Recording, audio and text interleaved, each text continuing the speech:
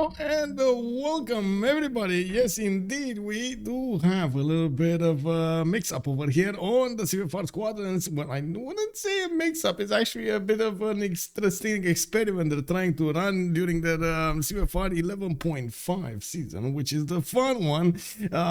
Looks like they're going to be playing on a 6-map Highlands. Can you imagine? 6-man Highlands. 6-man Highlands. I need to say it again. 6-man Highlands. This is going to be 8 players playing, trying to fit into that Highlands map, trying to get their territory developed, and of course try to take out other players' territories at the same time. Oh my god, yes. Oh, I don't know how this is gonna go, but we're gonna see. Good evening, Trojan man. Hello there, sir. Hi, Nick Dave. Hello, hello. Good morning, sir, and I do hope you have your coffee ready. Rafifi, bonsoir, monsieur, et bienvenue. 8 CSs. I'm not sure about 8 CSs. Let me see. How many we have? Let's see what it is. Where is it?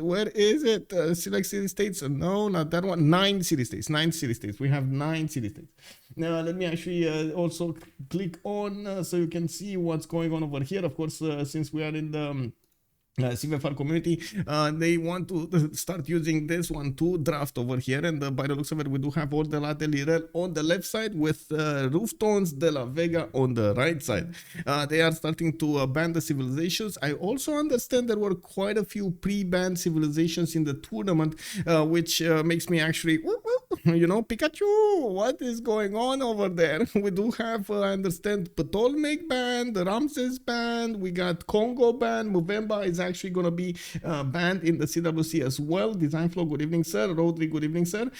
This is the CivFR Squadron, sir. Did I mix up the title over there or something? Anyway, Objectives, also good evening, sir, and welcome. I did also notice Takeshi left. Hello there, sir. Welcome. Viz Electra, boa tarde, senor. How are you doing tonight? And of course, big shout out to the man, the only Hi Nick Dave, who did pick up that first promotion. And I gotta say, I really appreciate that you actually say bună ziua, domnule. Thank you so much, sir. Thank you so much. And of course, a good day to you as well. We do have them starting up their bands over here in the bottom right, bottom left, bottom right side of the screens. They're kind of tiny over there, but I guess we're gonna have to manage. As you can see, we do have Persia and Cyrus band on the left side. We got Congo Mbande band on the right side, Sejong on the right side, and then bam, we do have Zulu on the left side. Okay, so now they're gonna need to go for another 3 picks, 3 bands each, and then we're gonna see them start picking their civilizations. Okay, I need to explain something that looks like it's gonna happen over here in the CWC. We need to ban Movember. It's I know it's hard. I totally get it. Movember, it's in our hearts, in our hands. But honestly, until it actually gets a fix, we cannot allow it in. But somehow we found out that Movember, when it actually gets converted to a religion, it will get all of the religion bonuses of the game. Everything. We actually are starting to hear reports of him actually getting some more bonuses not related to religious conversion, and we're like, what is going on? BBG, hello, please fix. I mean, you know, like, please fix. I'm actually quite curious if this is gonna go into the next version of BBG, which I understand is in the making, which actually throws a little bit of a wrench in the CWC. We're gonna need to see how the players will want to take it, what will be their decision, if they want to keep the version we're on right now, or do we want to switch to the new one. It's actually quite unfortunate that we will need to switch in the middle of a tournament at this stage, but I guess we're going to need to see what the players think. If they think it's fine, who is how to say who are us to actually say no? There is another problem. 6 maps, mans, only 3 continents, so less amenities. Yeah, well, I mean, honestly, they're gonna actually fight each other quite a bit in the tournament, so in the, I should say, on the map. So especially 6-man on an or so to say 8-mans on a 6-man map usually does put you quite close to your opponent, so we're gonna need to check out how this is gonna evolve. The same map will be played out during the week between a lot of other teams, including the game that we're gonna have on Thursday, which is gonna be between Ulis and the Freritos de la Vega. I don't think it's a BBG problem. At the beginning it was Congo bonus. You got the bonus of the region and it has been moved to India, I think. No, it is Congo bonus, and how to say, it was Congo bonus, but you only had the bonuses of that particular religion activated in your cities. This one gets everything. Gets, like, you have 3 religions in the game, it will get all bonuses, and you can immediately see like Crusade plus Defender, for example, are being available for him to use over there. It's kind of like, woohoo, Pikachu! And usually, since we don't have actually Firaxis doing these updates, it is kind of BBG's thing, because they usually do tend to change a lot of the game coding behind and all the leaders and so on and so forth. So they kind of pick that responsibility up when they started doing this. So, you know, it is kind of BBG thing. Also, yes, it is a 6-player map. Yes, design flow plus it is a 6-player map. We do have them banning a few more civilizations here. Chandra Gupta coming up on the left side with Gorgo taken down. It looks like they finished their 3 bans. We do have also Nader Shah with Gol coming up on the right side, and there's one more choice to go for. I'm still a bit I would say a bit curious what the timer is. We still have it on 0. I don't know why, but it's not working for observer mode. There was actually a little bit of chatter about this little bug over there, but it doesn't look like it got fixed. We do have also Khmer coming up here as the last ban as the civilization for the Reuftons de la Vega. Hello there, Renato. Hello there. I do want to also point out something else. Reuftons de la Vega is kind of the training team. The little boys from Freritos de la Vega, they are getting quite a bit of coaching from their higher ups over there.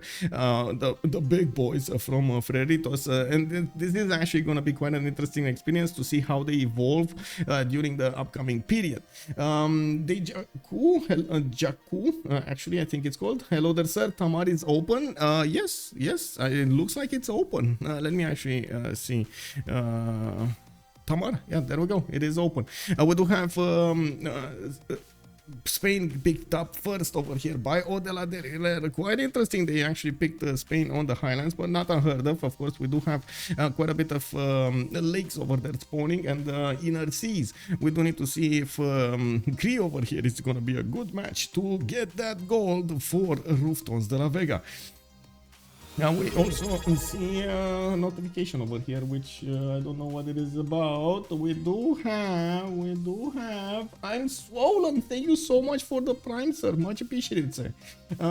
We do need to see also the upcoming picks over here, with waiting for selection on both sides, and we will need to check out how they're gonna try to get advantages over their opponents. Since this is a 6-man map, I'm pretty sure close quarter battles will be fought, so close quarter civilizations will be needed, even though they will need to go through quite a bit of hills to actually get to their opponents. I won't imagine they're gonna settle more than 7 cities before they're actually gonna go and pounce on their opponent, even closer. Even on the big highlands map, we've seen this happen quite a few times. A lot of the times it does happen that you're gonna be closer to your opponent, and you can send some like horses over there, especially if you get lucky with some more flatland, and try to poke at your opponent. We do have Rome as the second pick for Reuftons, so yeah, 2 civilizations that do have relatively early bonuses and some simming abilities that are 2 flexible civilizations picked up over here for Reuftons. Odela Delirela, I do have to say they did suffer quite a bit of roster change since the last time we've seen them. I believe we have streamed quite a few games with them in the season 11, the beginning of the season, if my memory serves me right. And Tamar, Jaku, it is Tamar. We got Tamar over here. Is this some new draft tech? It is a website developed by a French developer. I'm not sure exactly who it is, but I think it is Cree, if I remember correctly. He has been trying to do something else other than the MPH that we have in the UI, inbuilt in the UI of the game over here, to add more, to have the possibility to add more bands and have a little bit of how to say, diversity when it comes, or not diversity, sorry, flexibility when it comes to making changes. Now there's a lot that I would actually change over here. At the moment I do want to like see more and see what I feel like changing, but I don't feel it's ready for an actual like big competition over here. It's good that they're actually trying it out. I hope it is gonna be developed more, and I hope they're gonna tweak the bugs, but a lot of the information I feel like it's not actually visible on or should be differently approached on the display over here. If you have this, and this is something that we didn't have in MPH, right? If you have this, you should actually try to make it as other games do it when it comes to a pick and ban phase. Like I would say Dota, for example, is the easiest example, especially when you have like leaders and stuff like that, which like does move the characters, so you don't have all of this mess over here with a lot of pictures. I mean, sure, it's pictures and a lot of leaders. It's useless for us observers to actually see this because we already see all of the bottom ones, so we would need something else over here to actually get entertained. I would also make all the bands a little bit bigger. I would also make a little anyway, there are too many thoughts. I need to sediment them. I need to actually churn out my how to say, feelings on them, trying to figure out exactly what is important and what is not important, so I don't actually burst out with a lot of changes which might cause how to say, undesired reactions over there. Of course, you see Tamar in Small Highland, way too strong. It is very strong, especially with the Civ6 over there. It's one of the few chances we will actually get to see the Civ6. Now I checked and found something interesting. There is a bug in he never received the bonus of the main region. It has never solved in 7 years. No, that's not true. We did actually receive the bonus. Maybe it was solved by BBG a long time ago, but yeah, he did receive the bonus. We've actually did it quite a few times. No, as in we've seen it quite a few times in the games. That's a lot of the stuff that is happening with BBG versus the normal version. BBG a lot of the times does actually solve the game bugs. You know, it is what it is. We do have Scotland coming up here with Basil II on the bands of Reuftons de la Vega, and then it looks like Hungary got taken down by the left side by Dela, and with one more civilization to be banned, we're gonna go into the last pick phase over here with 4 more civilizations that need to be picked, 2 on each side. It does look like Dela is thinking quite a bit about this ban, and we're gonna need to see what they're gonna choose. Are there any autobans? Yes, Remeroni, and we do have actually quite a few autobans in how to say, in the tournament. Let me actually see. Do I? Oh, Age of Steam Victoria got taken down. Let me actually see if I can put up on the screen over here. I did notice Colo make an announcement. These are the bans for this week.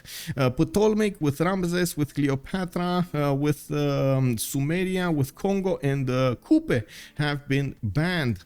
And yeah, it is what it is. It is what it is. Let me actually click on buttons because I lost the other angle. Yeah, Sumeria, Gilga. They won't allow the big Gilga. Man, why would you not want Mr. Muscles in? You know, we need more Mr. Muscles. What is going on over here?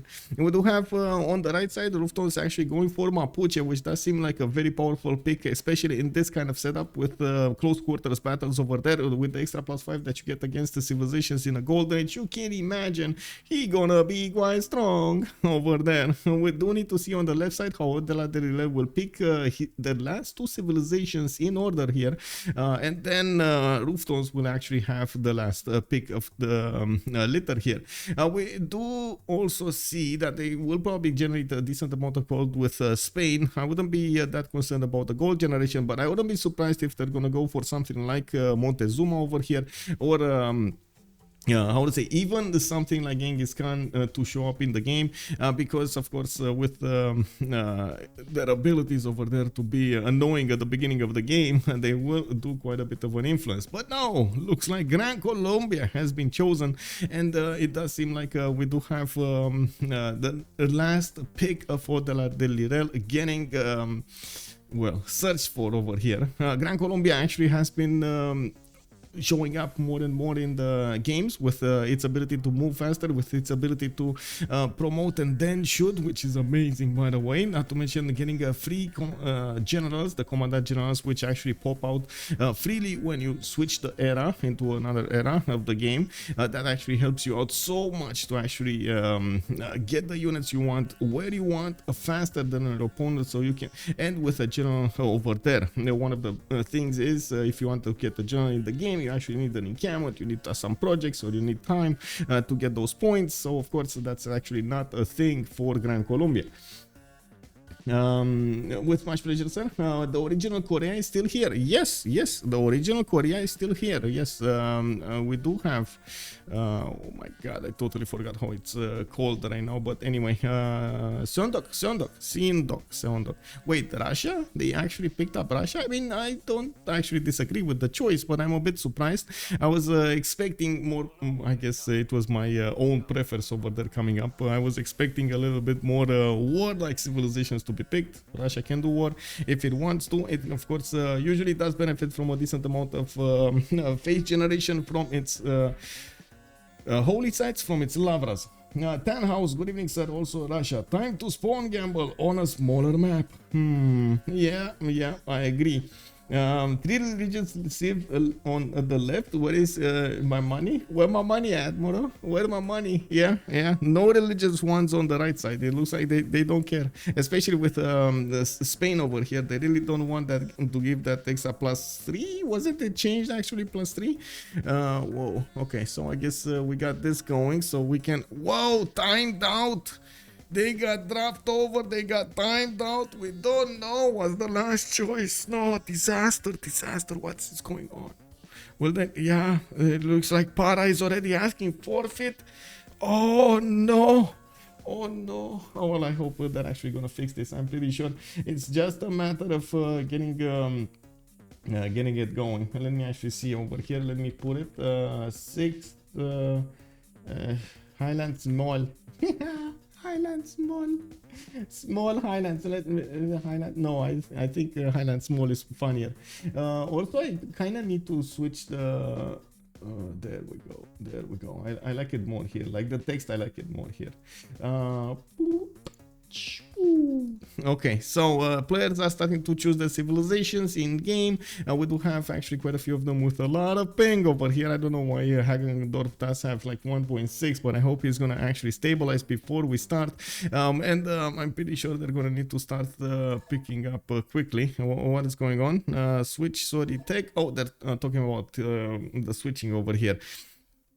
Okay, so team 1 will be Odela Delirel. We do have Hagendo, Orval, Para, and Hyxperion. While on the other side, we do have Reuftons with Omegaia, with Potdefleur, with Orval, and Bobnotarobot. I mean, whoa. Potdefleur. What does Potdefleur mean? Fleur, I assume it's actually flower or something like that. But pot, is it like something like how to say? I don't know how to say it in English. How do you say it in English? Is that, you know, recipient that you actually put the flowers in with the you put actually the dirt in and then the flowers in and stuff like that. And Sasu, hello there, sir. Now I would have taken Japan personally to still feed the world to Russia. I mean, that would be a thing. Yeah, that definitely can be a thing over here a lot of the times.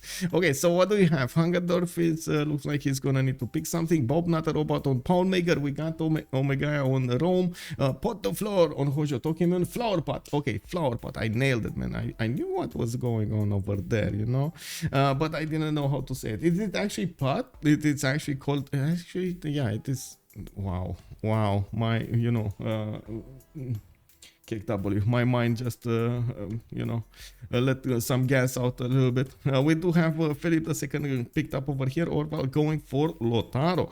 Okay, so come on, boys. They're still thinking about it. They're deciding. You can see one team picked their civilizations. The other team are probably fighting over the civilizations over here. No, you, no me, no you. Yo, I get that. No, I'm better at that. I can do this. I can do this. You know, I'm just assuming things over here. Don't get me wrong. And this is not. It's 12 CS. Whoa, whoa, whoa, whoa, whoa, whoa, whoa. 12 CS? 12 CS? Wow. That's a lot of CSs. I gotta say, that's a lot of CSs. Okay, that's a lot of CSs. Normally, if I wait, all wonders, Cycipyro is telling me all wonders except Bermuda. Wow, do I actually need to click on every one of them again? Oh my god. Except Bermuda, you said, right? Okay, let me put them in. Cycipyro, good evening, sir. Bonsoir, monsieur. Comment ça va? How are you on this fine evening? I hope you're dealing well with the heat and everything, because yeah, it's starting to be there. So yeah, okay, there we go. I put all of them in custom 51. Is that correct? 51, 12 CSs. Oh my god. You can just enable on, well, I guess I clicked on everything already. Did you hear about the pot of roses? When you discover that pot of roses, wait, the pot 2 roses, it means you discover an embarrassing secret. Okay, okay. I mean, that's a lot of CSS. I guess I'm getting more and more curious how this experiment is gonna go over here. Okay, sure. Highlands map.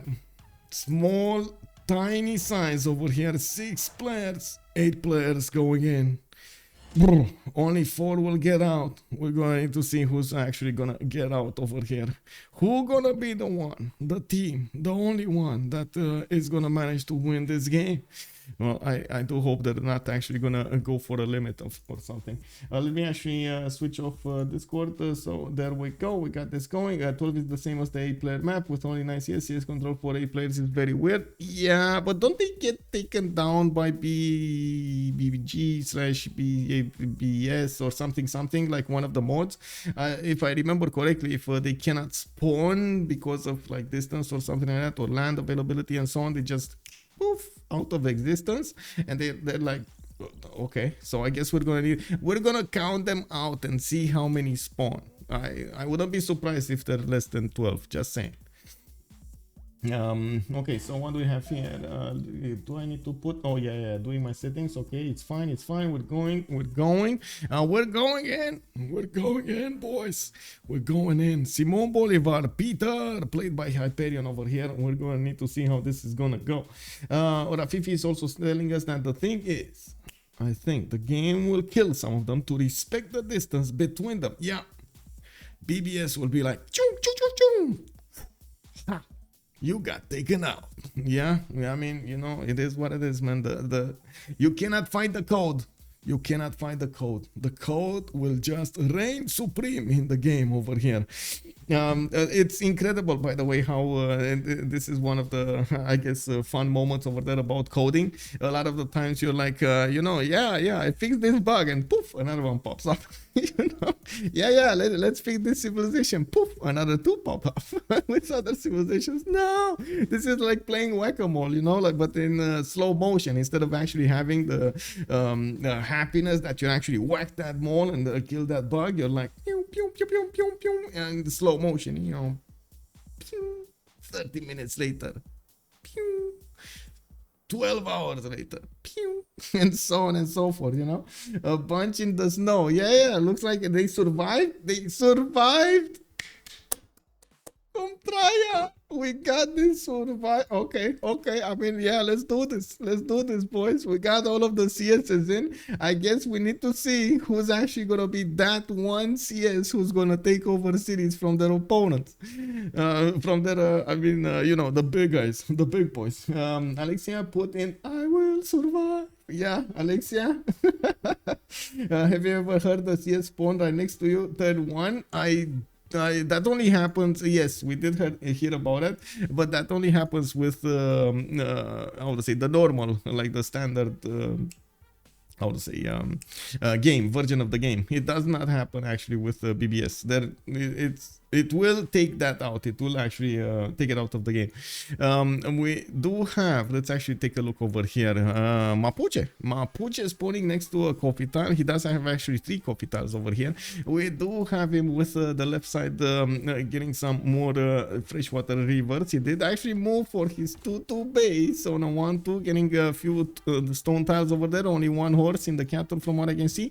And actually quite a bit of land to settle here. Not bad, not bad. He gonna be next to Gran Colombia though, and yeah, I mean, this is a good matchup actually between them. I wouldn't be worried about either of them. I'm pretty sure Gran Colombia is gonna be able to keep rolling with the punches over here with Mapuche. To the northeast, we do have actually Bobnotarobot. Reuftons Mickey Civ6 is coming up with an Occitan in Fortress. He does have a 2-2 base of his own.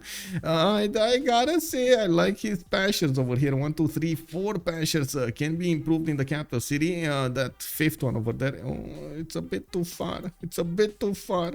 But anyway, 4 gold, 4 extra food. It's gonna be quite nice for Cree over here. And as you can see, he does have 3 neighbors.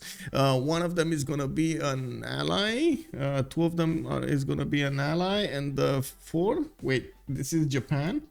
This is Tamar. This is from the opposing teams. Psychat over here is actually gonna be with Tbilisi. Wait, how does this work actually? Psychat, is he actually talking with us? Oh my god, man, this guy evolved. Oh, yes, guys. Yes, it is what it is.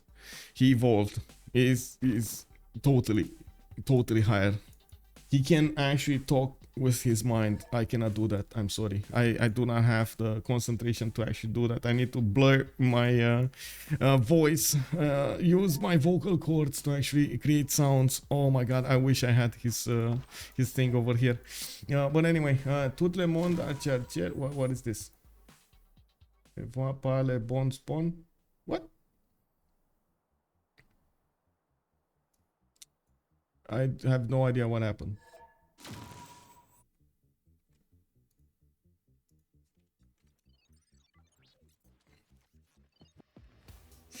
Full pump and pause avant un deco. Oh, I have no idea what happened. Someone doesn't see the good spawn. Oh, they don't see the same spawn. I mean, yeah, that's that seems like they need the same mods. Just saying.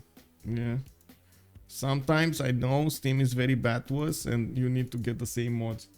It seems they don't see the. Okay, Jakku, thank you so much for translating. Basically, take a city on turn 1. I mean, you can try, yeah. There was actually quite a bit of a discussion when we first started seeing that coming around. Like civilizations way too close to each other and stuff like that. Oh, wait, I need to relobby turn 1 or something. Yeah, okay, they want to relobby turn 1. Sure, please fix mods. Click W. When we first started playing, we didn't actually play with any kind of mod, right? So we were taking in the full experience of the games as how it was. So a lot of the times actually it ended up with give me a second to get this one. It ended up with players benefiting from more CSs on their side than other players. Some players were getting like were spawning like 7 tiles out from their opponents, and stuff like that. Then some players were like spawning in the tundra without actually having tundra bias. It was quite a mess, and you had to, you had to try to evolve around it. You had to try to get as much as possible to use the civilization bonuses against your opponents so you can actually compete. And all of these like little details, unfortunately, being played out with thousands of games, I would say. Now we found out that it's impossible to actually get ahead of somebody that did have like a big wonder spawn in his capital. The tempo was just way insane. Like for example, Mount Roraima turn 1 or something like that, or you get like the production one. It's just way too much of an advantage over your opponents. The tempo would just give you the automatic win at turn 1, which is kind of kind of bad. Not to mention also city states. One of the reasons that actually Germany at one point in the game was so banned was because it could just take over all of the city states next to it. It does have that extra bonus of damage when it comes to attacking city states, so it wasn't unheard of that somebody did get Germany, would have like 3-4 other cities just easy for him to pick up, even with warriors that actually they were so strong. Those warriors of his were so strong that they could take them quite easily. How many years have you been streaming this game, sir? Oxtanian, hello there, sir. That's a good question, I think. So at the beginning I wasn't really streaming it. I was more like playing it, enjoying the game and so on, and then I started streaming some games. I think 2019 I started the first time, but it was like maybe one game out of like 10 or something like that I wanted to stream. I was like feeling it, I was like, oh my god, this is the game, this is the moment. Like it took me a while to actually get used to being to streaming and so on, and then I just made my made my mind up to okay, there we go, I'm gonna start streaming more. And I made a schedule, and I tried to stream start off every day at like 1200 GMT, and then end up with like maybe 1 or 2 games depending on how long the first one was. Oh, thank you so much, Cloud, for the follow, much appreciated, sir. And woo, we got a primer. Thank you so much for the prime, sir. Thank you. It was nice, it was interesting. I was streaming a lot of the games every day, no problems, no questions asked. I was having fun, of course, with all of the added other stuff over there, but at some point I did notice, well, oh my god, I could be very useful if I started streaming the games, not only for me, like streaming the games also for others, doing commentary and so on, explaining what's going on, using my experience, even though, I mean, sure, I don't consider myself as like the top players over there. I do have so much respect for all of the top players and their experience, and I do try to learn as much as possible, but I do have a lot of experience of watching the games and seeing the reactions, even if I don't play it myself. So I can actually give that knowledge, how to say, on the stream as much as I can. Claudia, usually a YouTube viewer, but just came to Twitch to give my opinion. Thank you so much, sir. Much appreciated, sir. And thank you for that, for quality. With much pleasure, man. Jaku, much pleasure. Avec plaisir, monsieur. Avec plaisir. McCallan, hello there, sir. How are you doing? Okay, so it looks like Potdefleur over here does need to ready. Oh, actually, a lot of them do need to ready up. Not sure what happened, but they stopped the countdown. We do need to get in. I readied up. I hope everything is fine. This is turn 1, so it is what it is. This is it, right? Okay, we got everything in. Scout cat included and stuff like that.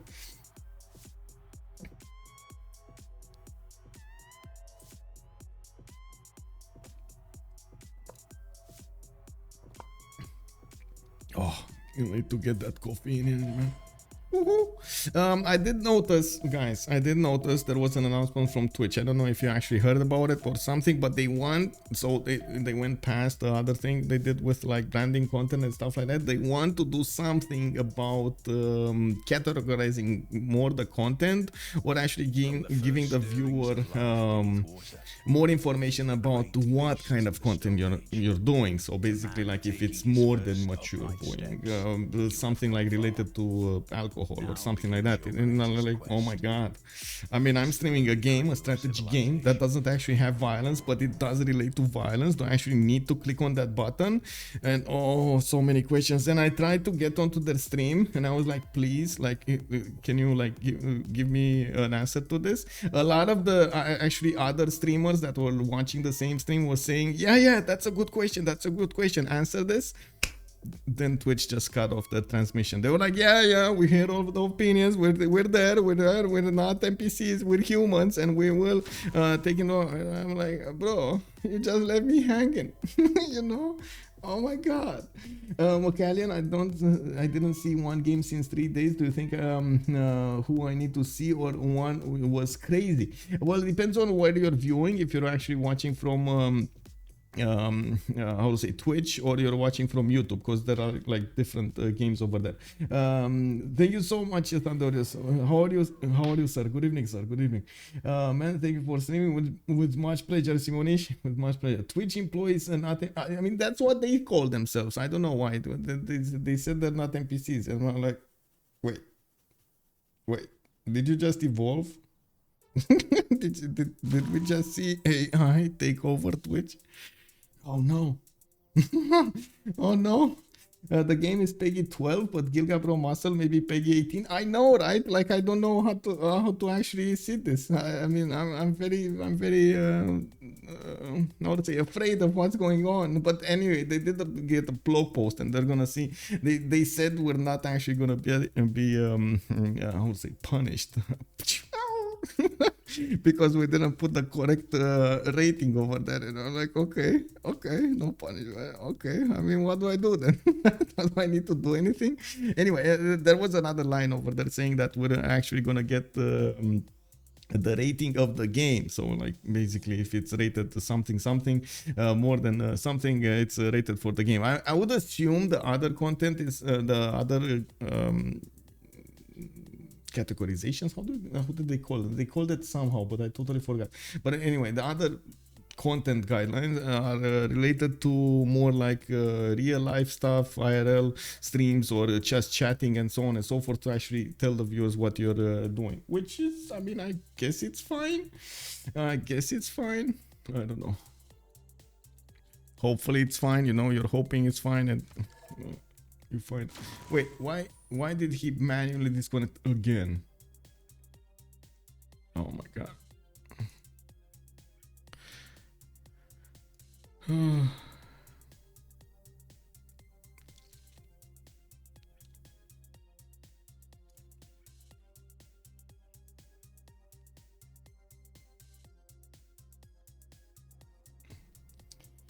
It's a good game. Yeah, well, hopefully we're actually gonna power through this. Whoa. Okay, isn't that what?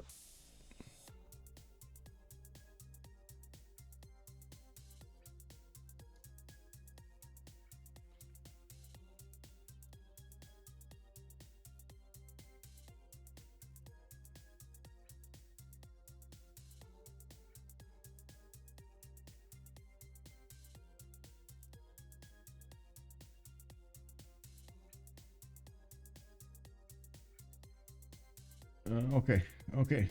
Let's see. We're getting this. They're getting in. Okay. Now we did have to talk about, who was it? We saw Cree, right? We were talking about Cree's ability to actually get 4 of these pastures improved, and we did see he has a decent amount of fresh water over here to the south, to the east, to the north, and so on. Start spanking Bonasera Domnul. Are we going to just chatting hot tub stream and show people my full? Man, come on, man. Why would I show them that? Why would I do that, man? No. Maybe I should just get like how to say some holes in my t-shirts, you know. Let's go, no granaries. Indeed, let's go, no granaries. We do have to talk about also to the south over here. Looks like Georgia is going to be very close to Cree. They are opponents, so they will probably try to fight each other over here. I'm pretty sure Georgia will probably come out on top of Cree if push comes to shove, in the ideal situation. Well, we do know that we don't actually have ideal situations a lot of the times, or ideal plays. We do have Psychat with his amazing abilities that he could go either on the sheep tile or to the southwestern stone tile.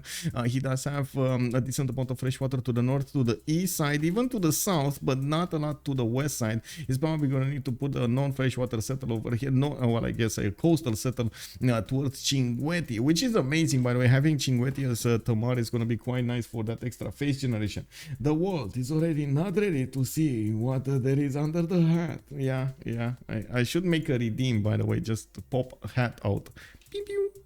You know, and so on. But anyway, now we do have to the northeast over here Potdefleur with a coastal settle. Okay, he does have a fish tile over there. Could actually move if he wanted to the southeast. And oh my god, what? Oh, please, what is going on? I have no idea what is going on. Oh, I see.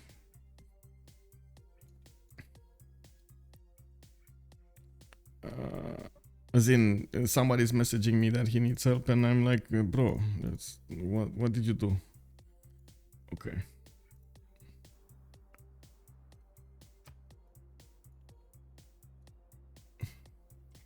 Fresh map, good shoot. Hello there, sir. Game really doesn't like the idea to be 8 on a map of 6. I guess we're gonna see if the game doesn't like it. Yeah, well, it looks like we're gonna need to check it out.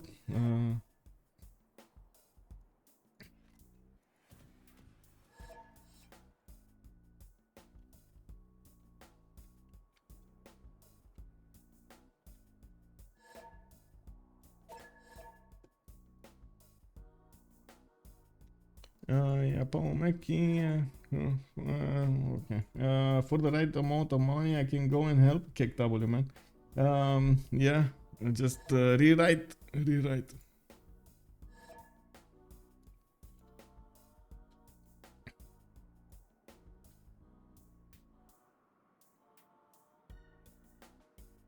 Well, I really hope we're actually gonna get this going soon. Come on, man. I'm getting excited over here. I'm gonna finish my coffee. I'm gonna talk about a lot of stuff, and yeah, it is what it is.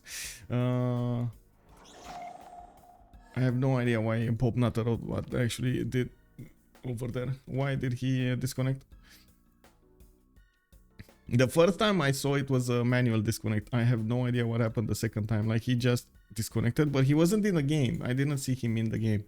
Maybe he just wasn't loading in or something. Maybe that's what happened. Anyway, I guess we can talk a little bit more about the map here. We do have a remap at 1010, and this is one of the things that I should put up a prediction for. Let's actually see how many remaps. 0, 1, 2, 5 minutes. It should be fine. Let's get this going. Now we are on the Highlands map. This is actually a 6-man map with 8 players on the map, and we do need to see how this is gonna happen. Omegaia is telling us you don't have BSM. I don't think post to see by c'est comme les yields sur la carte. It is the same how to say yield, the same yields of the map on the map. Yeah, the same yields on the map.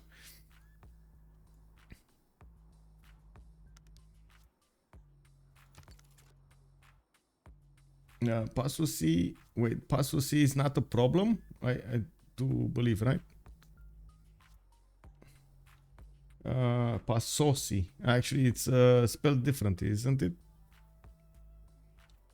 I remember seeing this in how to say, seeing this in France as an expression.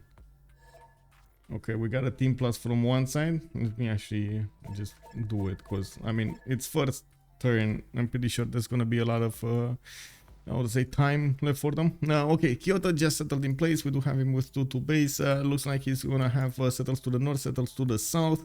He can actually try to go against Georgia to the southwest. Can definitely manage to get these rivers going, even these lakes, to actually get in to grasp those Georgian cities. Now, it's very hard to actually take on Georgia at the beginning, especially because of the Sukenices, the Tsikes, not the Sukenices, the Tsikes.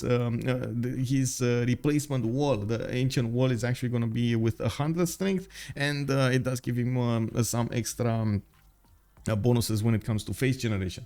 Pass aussi make problems. Possess aussi. It's actually make problems. On face possess aussi. I understand. Good evening, MS Doll. Hello there, sir. Sandorius is also saying one guy in the IGC said he played this match last week. In the IGC?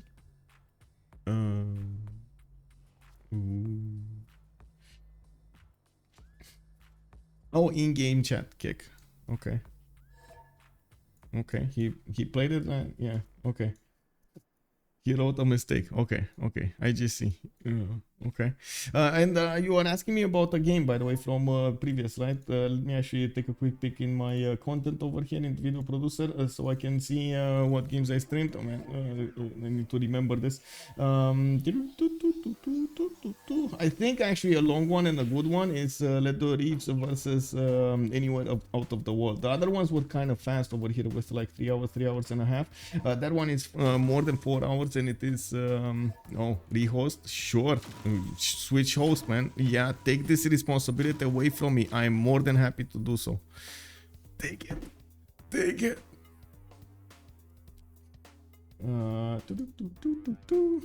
Yeah, let me actually put up the link if you want it over here. It was played on Tilted Access map, if I remember correctly. It was quite good. Quite good. Let me actually see. Watch this. I need to click on buttons, and there we go. This is the Twitch link to it. Hope it actually registered properly. Okay, so change of host, sure.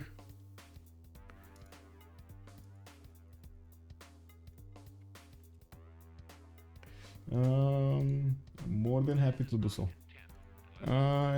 They saying they can't move. Okay.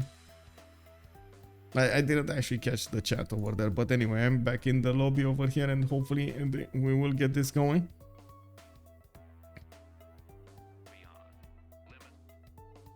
Oh my god, no. I need to actually refresh my page, because for some reason the movie I just copy pasted in the chat, it just remained there. It's like a pop-up on my chat, and I'm like, what? No, don't pop out my chat over there. Oh my god, it's still there. I have no idea why it's there. Twitch, you got a bug, Twitch. I can't see the last 2 lines of the chat. I'm so sorry. Anyway, it is what it is.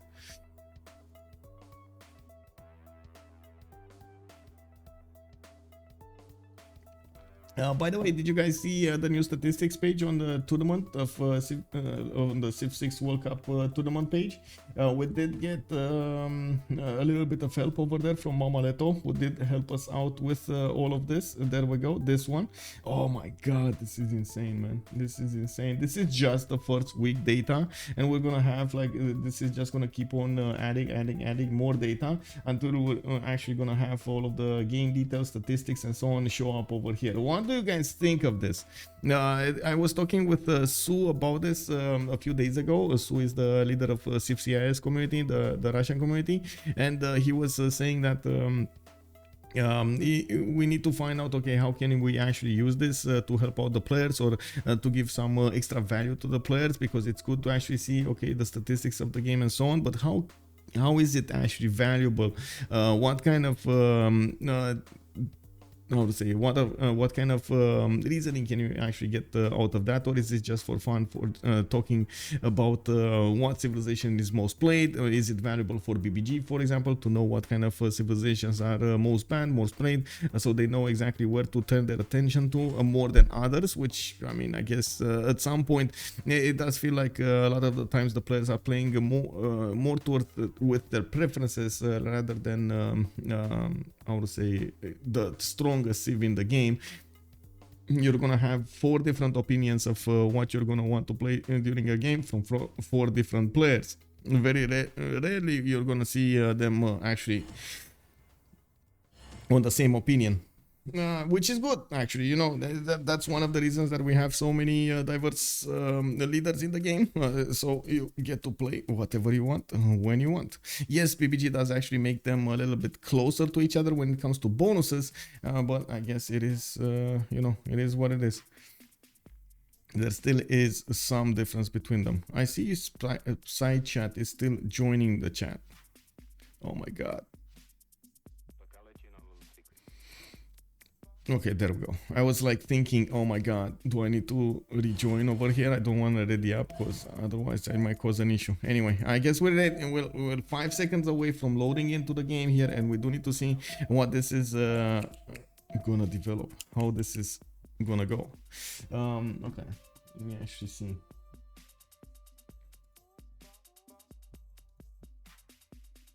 Whoa. Oh, my YouTube short actually just popped off. Oh, very nice, Mr. Google. Mr. Google algorithm just showed up a few hours later, just pushing my short in. Okay, sure, Mr. Google. Yes. Now begins your greatest quest from this early cradle of civil. I found it extremely funny when they did that explanatory video about the YouTube algorithm, and there was a guy there. I have no idea who that guy was or what he's actually doing, but he was like, you know, you gotta pay attention to your audience. And I'm like, no, I mean, as in, yes, you need to pay attention to your audience, but even if you actually look at your audience, the algorithm still doesn't push you. So you gotta pay attention to the algorithm to get to your audience. That's not how it works. How are you even telling us this? And I'm like, oh my god, man, are you for real? Yeah, they don't even know how the algorithm works, bro. Oh my god. No, they're actually making videos of stuff they don't know and giving us false information over there. Google, wake up, Google. It's hard to balance a game with so many leaders, and some are really useless. Cuckoo. Yeah, Jules. Yeah, indeed. The Roman leader is a problem. It needs to be beefed up. We'll see. Anyway, coming up to the game over here with we were talking about Kyoto having the ability to actually go against his opponent here to the southwest, and it looks like they might have forgotten the correct modes in the game. Wink, wink. Or are we gonna see a? I really hope. Stop pinning the first thing you do when you're getting into the game, man. Anyway, we do have Omegaia coming up with a marble settle to the west side. I'm pretty sure he's actually gonna want to settle that quickly. He does have another cattle settle to the northeast next to the coffee tile, which is going to give him more more culture. Doesn't actually have a lot of good land to the south, so even if he does have a little bit of tundra, well, I mean, I'm pretty sure Rome over here will want to stay clear away from the tundra. I'm your audience and I would not pay attention to what I'm saying. Kick W. That's not what I'm referring to. So they're saying that the YouTube algorithm will actually promote you more if you actually satisfy your audience. But I mean, that we did the videos with Potato, right? And the audience loved it. How is that, you know, like anyway, I guess we'll cross that bridge when we get there. I'm pretty sure it's the YouTube algorithm is doing a massive gatekeeping over there. They're trying to keep a lot of content creators down. We do have Spain coming up over here with Madrid. I have no idea why it's paused. And we do have Madrid coming up with a 3-2 banana. No continent split for him. This is unfortunate. This is going to be a bit of an issue over here. Not actually getting his, his double bonuses on his trade routes. I have no idea why.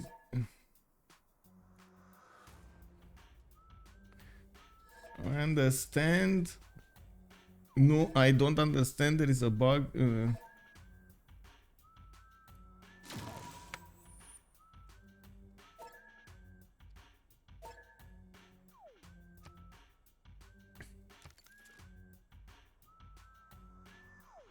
is what it is. Anyway, it's hard, man. It's hard.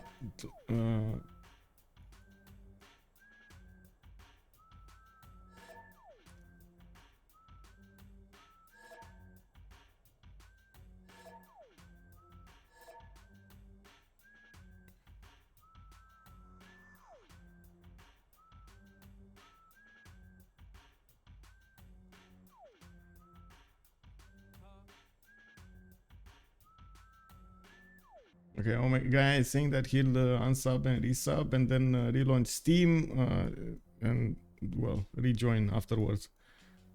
Reparle doesn't actually seem rejoin. Isn't it something like re-talk or something? Like parley, isn't it like negotiation, talking, stuff like that? Well, the spectator mode is being blamed. Yeah, this lobby is. I mean, a lot of the times in these games, the players are not used to actually having the 4 mode subs. It's quite a bit different than BBG, how to say, in CWC, but it is what it is. Alcohol panel, good evening, sir. Yeah, it's unfortunate, but it is what it is. I'm gonna try to keep on talking over here to myself and to you to keep things going. You just need to give me subjects. Ask me anything. This is Q&A, guys. This stream has turned into a Q&A stream. Let's actually see what should I answer first, or second, or third, or so on and so forth. What do you think I should do? I did actually wait. When they were in the lobby, it said Japan was missing a mod. Oh, I see. So Japan over here. Wait, Japan is Potdefleur. I see. But he didn't disconnect. It was somebody else that disconnected. Oh my god. Anyway, the leader you want to see buff in the most? Oh my god, that's a hard one. That's actually a very hard one. I don't actually think I have a leader that I would like to see buffed the most. But let me think. That's a hard one. Oh my god. That's a hard one. Like I'm thinking my first thought was something around one of the Americas, and I'm pretty sure I'm mostly thinking about Bulmos.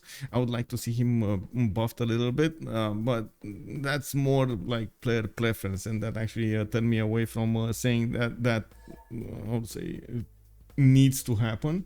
Also, let's see, Varangian. Yeah, there we go. Mawaleto is saying Varangian. I would actually say also Rome, the other leader of Rome, like Julius Caesar. Julius Caesar is just nuts right now. I think he's gonna get buffed in the next version, but it's just like so bad right now. Also, Frank the Tank, how do you keep your voice healthy talking so much while casting games? That's a very good question. I have no idea. As in, it's at the beginning, I did have a few problems talking so much, but I guess because I'm not shouting and so on and so forth, it's fine. I was having issues with talking like for 5, 6, sometimes 7 hours straight, and not actually losing my voice, but I was like feeling it in my throat. I had like a how to say, when you are cold, you have like something like a sensation, like a bad sensation in your throat, basically like that. But it was gone 1 day, 2 days after, and one of the reasons that I didn't stream every day was because of that. Like I had to like take pauses, and I was like streaming maybe 3, 4 games a week instead of like streaming 6 or 7.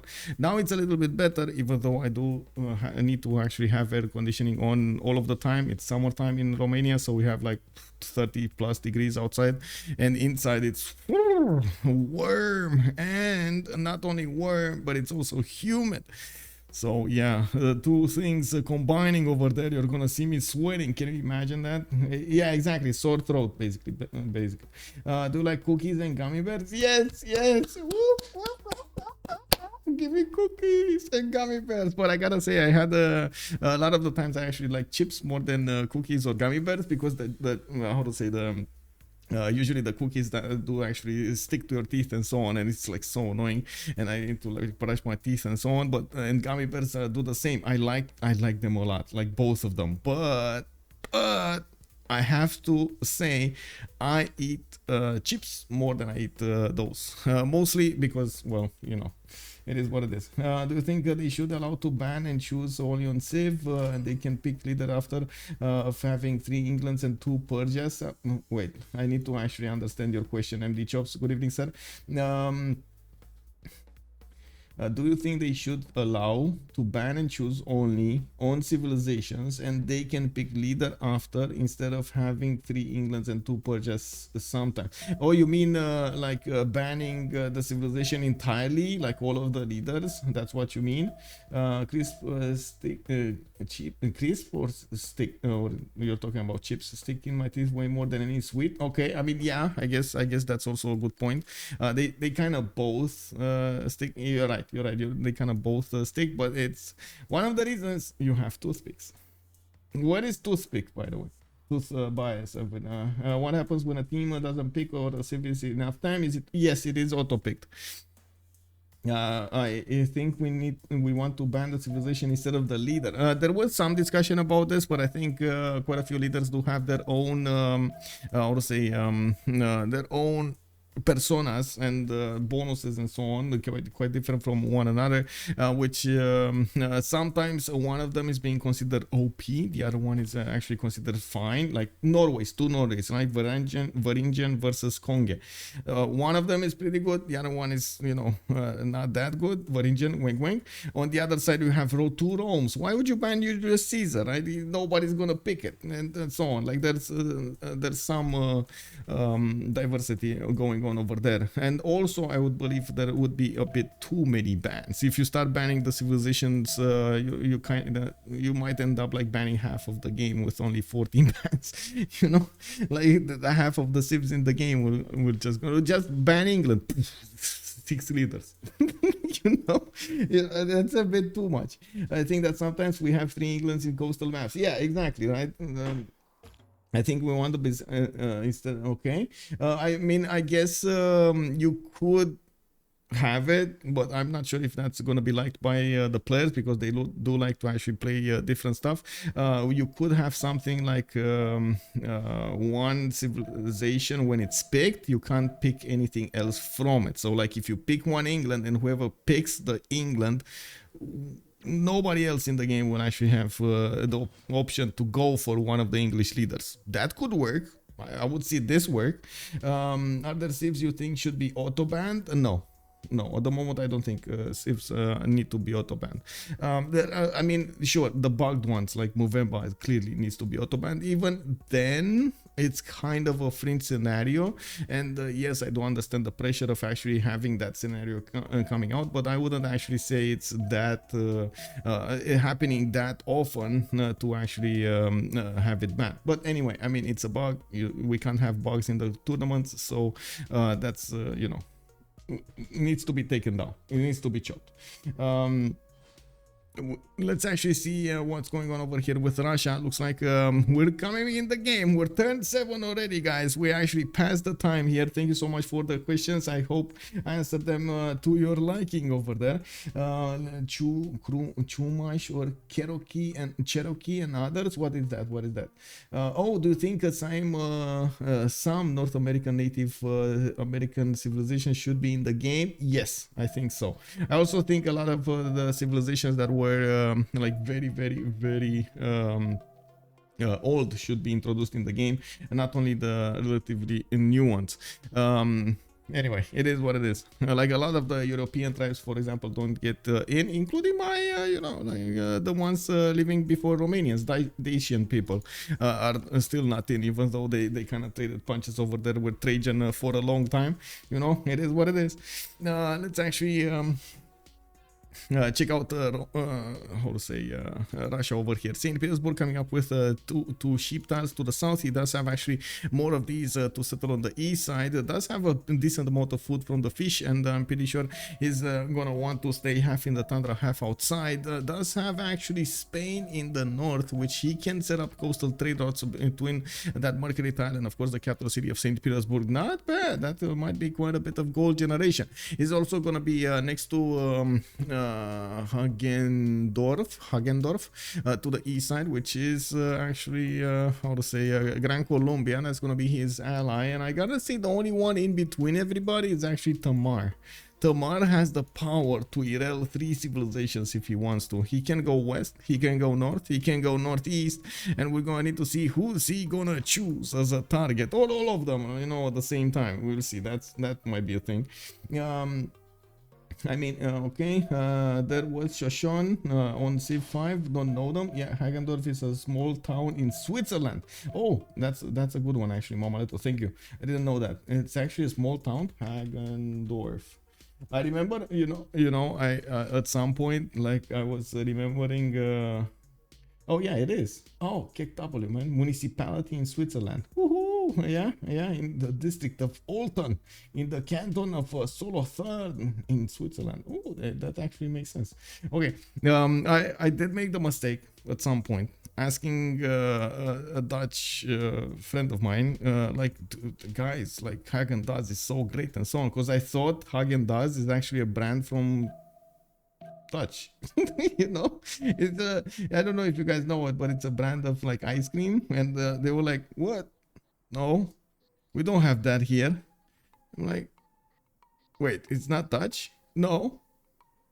Oh my god, the confusion in my mind just blew up over there. I was like, oh no, what did I do, man? How did I do this? I cannot believe I actually made this mistake. Like, it does. Oh and then just to figure out that Haagen-Dazs is actually an American one ice cream. How does that Haagen-Dazs, man? This is incredible. It's actually made in the Bronx in New York by Ruben and Rose Matus. Wait, are they actually even Dutch or something? No, they're actually Polish and Jewish. Kick. Wow. Man, yeah, no idea how they actually chose this name, but it definitely sounds Dutch. I had forgotten there was Sitting Bull in Civilization 4. Oh yeah, there we go. Another one coming up over there. I have no idea why they didn't actually put that in the Civ6 one. They named it that to make it sound European for the American luxury market. Yeah, I guess so, man. I mean, they fooled me. I gotta say, they fooled me, like, I need to admit it. I thought it was Dutch. It is what it has those 2 points over there, over the A. Definitely Dutch. Oh my god, man. It is what it is, man. It is what it is. We do have the map chosen. This is gonna go through, so let's actually see. Choose outcome. How many remaps? 0 remaps. Complete prediction coming up here. Okay, well, let's actually put up, let's actually talk a little bit about the game, but let's put the names first, because this might actually cause a few issues. We don't know all of the names, even though I did write them in the chat over there, like on the series. We should actually put them up on top, so you guys know who is playing against who. Orval versus Reuftons. We do have Lautaro coming up with that settler moving to the southwest. Looks like he's gonna go for the settle, probably, I'm thinking, on this stone tile over there for the 2-2 base. He does have another set that he could put directly to the west side towards Gran, Colombia, and we're gonna need to see how aggressive he's gonna want to be during the game. He does have a horse tile to the southeast that he could improve. He did move away from his initial iron, and that actually puts him at 4 tiles out from getting to improve it, which I guess he's gonna get this one over here, which is gonna be 2 tiles out from his settler. I really hope he's gonna go for that stone and not for the 2-2 forest. We do have another settler coming up in 6 turns, and by the looks of it, he's gonna have a decent amount of other tiles to work over here to the north and to the west. No such thing as the tile there. Well, come on, let's not call them that. I'm pretty sure that they're not that. Come on, they're. Anyway, they named it. Okay, I did read that. Let's actually see what's going on Cree. We do have Mixibuachi coming up with 5 turns for a settler. He did get the first settler to the north over here. He's gonna put it on the stone tile, and I do see he has so much diversity when it comes to spawns to the left, to the right, to the south, to the northeast. He's gonna have a lot of cities to settle even before he's actually gonna get to pounce on his opponent. He is discovering where Georgia is. He has just a few turns until that warrior is gonna arrive either next to the scout, Georgian scout, or Tbilisi. We do have horses also in the 4th ring, 3rd ring and 4th ring of the city center. He is going to benefit from an iron tile to the southeast, and of course we're going to need to see how fast he's actually going to get those trade routes going with the bonuses of the pastures. The fact that he actually put the settler to the north first does make me wonder if he's actually going to try to get a governor plaza in between. This will actually throw a wrench into those cattle tiles and into his bonuses for those internal trade routes. That's a bit of a worry I have over here for Bobnotarobot. Now we do have Tamar also getting his settler to the south. He's gonna settle, I'm thinking the stone tile, but honestly it's not bad if he just settles in place where he is right now. He's gonna get a pretty good holy site, and you can see he already placed his holy site down from Tbilisi. We do have it with only +1 probably, yeah, just +1. He could go for something like River Goddess, even though he doesn't have that many rivers. At least the 2 ones will get extra amenities, extra housing, and some extra faith. Tyresian is on, we love our Dutch neighbors. Yeah, there we go, totally different approach. The Germans love the Dutch. Yes, there we go. It means delicious in my house, just saying. Okay, and not only is Hagendo not Dutch, the name doesn't even mean anything. Oh, I mean that, yes, I guess, thank you for telling me that. What does Reuftons mean? Eggs? No, it's actually little brothers or something like that. It's the little ones. From what I understand, it's kind of like how to say, regional something expression, not regional, the how to say, the popular expression of little brothers. We do have another settler coming out from Tbilisi in 2. He could actually try to get that settled on the north, even though, well, I guess he was gonna have so much food in that city. A bit of a surprise he didn't go there first, but I can understand why he actually wanted the mountains to be settled immediately. He does have access to an iron tile to the northeast, and I do see horses coming up in the 3rd one.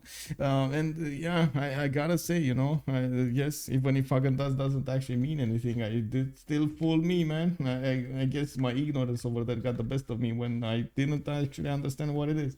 Wait, meaning, it doesn't mean anything. Danish sounding name. Oh wait, it's actually Danish sounding name. Kick and W. It is unclear whether or not Mattus knew that the Danish language doesn't even use them. Oh, well, I guess, you know, again. Yeah, oh my god.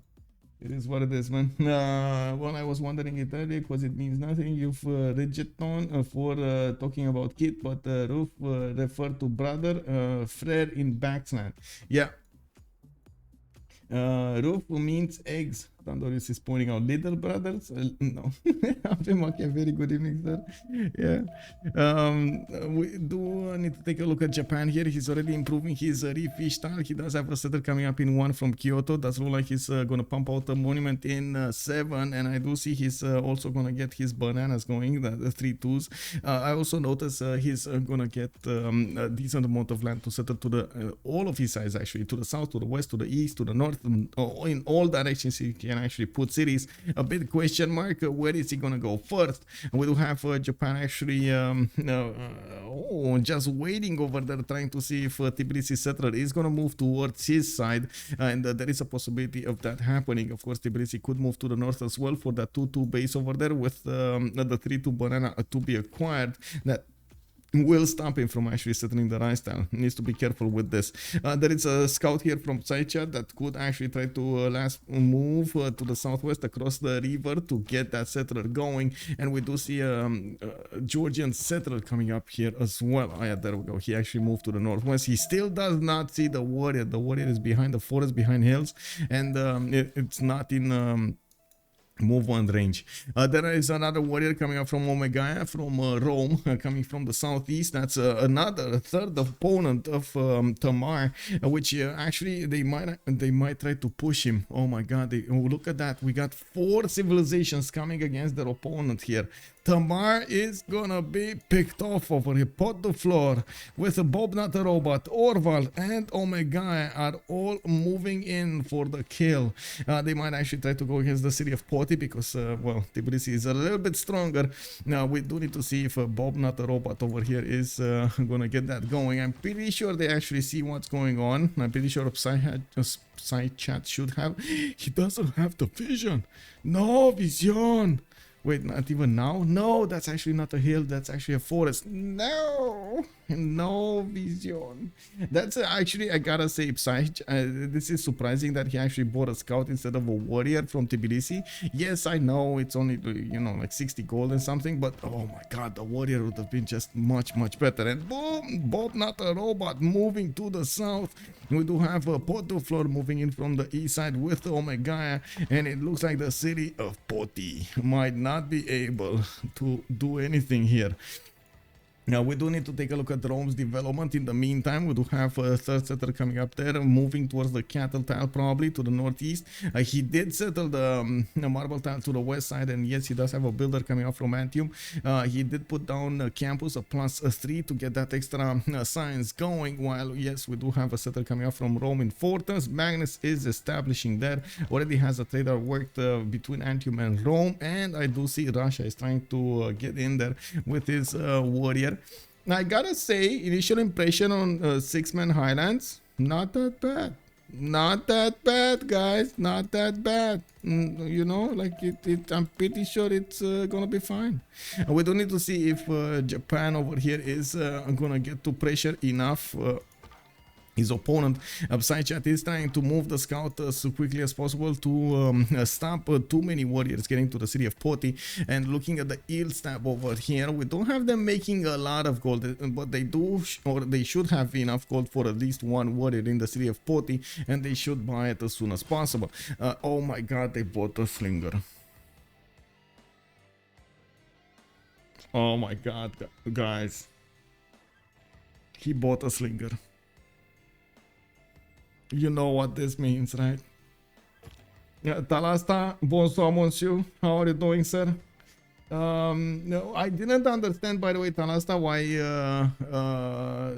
Colo was saying that he's not gonna bother you anymore. I was like, what is going on over here? Did actually Colo just ask you way too many questions or something? Can you like explain what happened? Design flow. One thing that is bad about America is that we really only teach one language, while in Europe, in Asia, you learn multiple languages. Wait. You don't have actually multiple languages in America? Like you don't have like French studies or like how to say, other language studies, German studies and so on? I'm pretty sure you do, right? You must have another language, something. Oh no. Did they just spend all of the... Yes, they did spend all of their gold. Only if you want to. Oh, I see. So it's not okay, I see. So it's not how to say, mandatory. We have it mandatory. Like the second language is mandatory. The third one is kind of like if you want to or not. But the second one is always mandatory. Yeah. You can choose though, as in you can choose if you want where you want to go to the high school. It will have different options for you, like French or German or what was it, or Russian, or is there something else I'm missing here? Spanish, Italian, like there's a diverse amount of them. And even in the same high school you have like different you don't switch class though, like you stick with your class and you just have the same thing. They put you in according to your options you chose before. You speak different versions of English. Yeah, okay, so there we go. City under siege. And the warrior to the north is gonna get hit quite a few times. We do have these warriors of Mapuche, Rome, and of course Cree putting under siege the city of Poti. It looks like we do have the first hit on the city center. Oh my god, man. Wait, do we have an answer from Talasta? Talasta, please.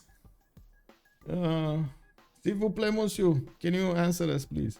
No, I mean, I'm not saying this with malice, and just but just every American our way or nothing. I mean, to be honest, I kind of always thought about English being the how to say, I don't know if you're familiar with the subject from Star Wars, basic. You know, like basic, it's much easier to learn, it's much easier to understand, to speak than other languages. So it kind of made sense to me that it should actually be basic, and it's also spoken in a lot of how to say, a lot of countries. Yes, it won't lead to anything. I agree. Anyway, we do have the attack going on Poti. Let's actually take a quick peek over here on the Pantheons. We do have got the modern plunder picked up by Rome. Let's actually take a look over here. Russia did go for the Holy Side Purge and got River Goddess. It does look like the city of or I should say the Cree's warrior did not actually get to oh my god, it didn't get a promotion and it didn't get to pillage that holy site that he stood on. We do have Potdefleur with a warrior there, and it looks like they are hitting the city of Pori with all their might, but unfortunately it's not enough. The city is, wait, is it still under siege? Oh my god, it's still under siege. It's 20 strength. He did manage to plug the warrior in, but it was a bit too late. The warriors, his opponents did manage to attack into it. This warrior to the north, of course, is putting it under siege, which is a problem. It looks like Psychat is going crazy with the slingers, trying to throw rocks at his opposing warriors to try to take them off his cities. Now, Merovingian one, hello there, sir. Is he researching archery? Yes, he is researching archery. 310s, alcohol parrot, no remaps. That's what it was. Somebody actually got 2 voters, did manage to get all of the points put in. Oh my god, somebody put 50,000 points in. I just saw this. Somebody put 50,000 points on one remap. Whoa. Somebody just got... why the city is still under siege is because of this warrior. It's being... well, I guess it's kind of a weird thing. I was a bit surprised myself. But I guess because it doesn't have a way out, it's still under siege. It's weird. But anyway, even if it's not under siege, it's still in big trouble. Big troubles. No! No,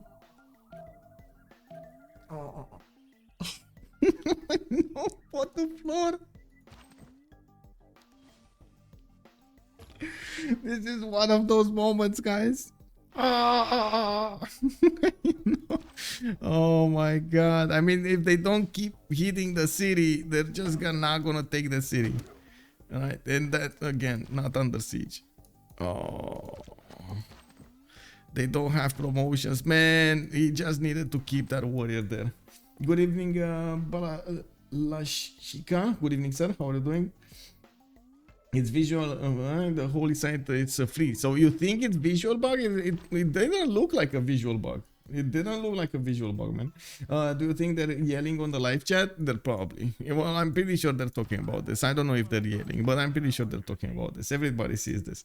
We do have Madrid getting pillaged. Looks like he did try to put one of these campuses to the west side, and I do see a camp Magnus coming up there in the 410s. He did go for City Patreon Goddess and putting a few more commercials going. So 1 campus, 2 commercials making up his initial cities. He does have Lake Red, but to settle to the north, and again, I do want to point out there's no continent over here for him to settle for some extra benefits. This is kind of a bad thing for him, but I'm pretty sure he can make it up anyway with his traders. And we do have Gran Colombia coming up with religious settlements. He does have 3 commercials coming around next to Quito actually coming up with the building soon. He's gonna plug in magnets for those internals, and we're gonna need to see the outcome of the city of Poti. It has survived. Man, I told you, man, he's just living on another level. Like we got Poti over here, just how to say, being controlled by Psychat. He's like mind blowing us right now, psychologically. Wow, that is insane. That is so good, by the way. Woo! We got game mechanic showing up. Good evening, sir. How are you doing? Glad to see you streaming.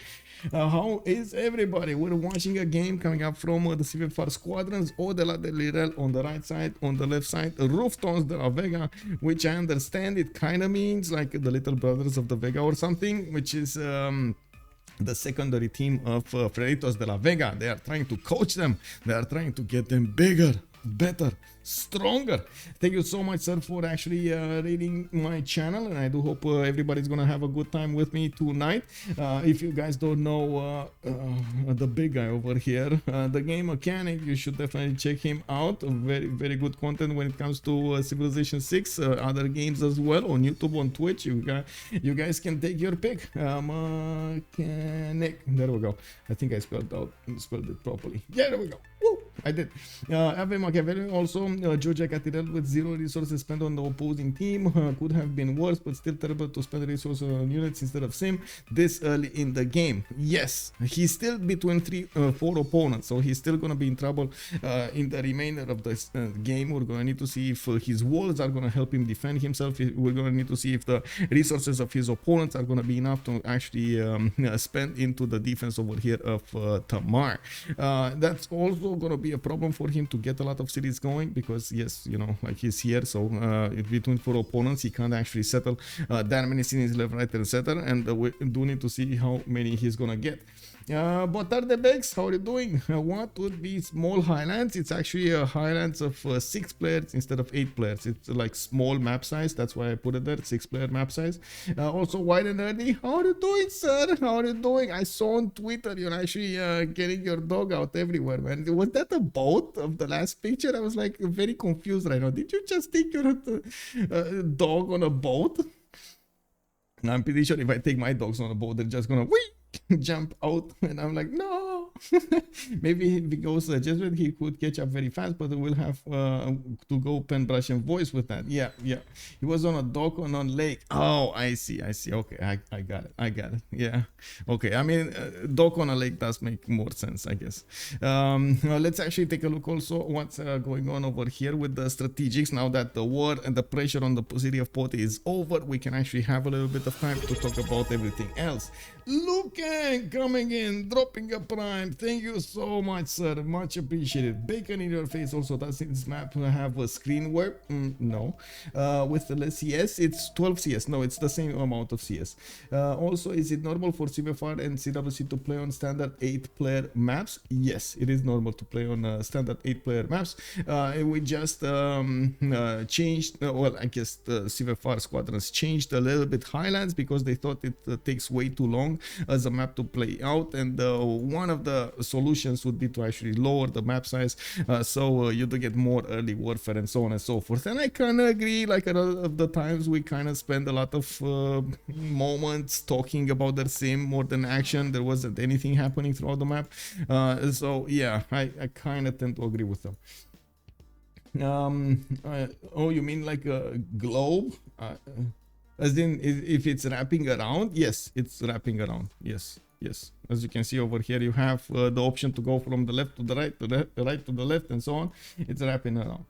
Also, let's see, he was thinking about jumping after the fish though. I mean, I'm pretty sure you caught him. You kept him over there. No, Johnny, don't go. And you need to keep it over there from not jumping. You never know if you actually need to jump after him to get him out of the water, you know. Rome for settling Russia incoming. You see, he is actually going towards the Russian cities here. We do have a Russian religion also, Shinto, coming up with Feed the World and Lay Ministry. Looks like nobody actually did manage to get that religion away from him. Harbors coming up from Potdefleur. We do have Magnus establishing there in Kyoto, and by the looks of it, he's still trying to get his sim going. We're going to need to see what is he gonna choose to do here. It looks like lighthouses after his harbors, and I gotta say this is gonna take a while. It's gonna be relatively slow to actually get these going, but it is faster than actually just going for your holy sites.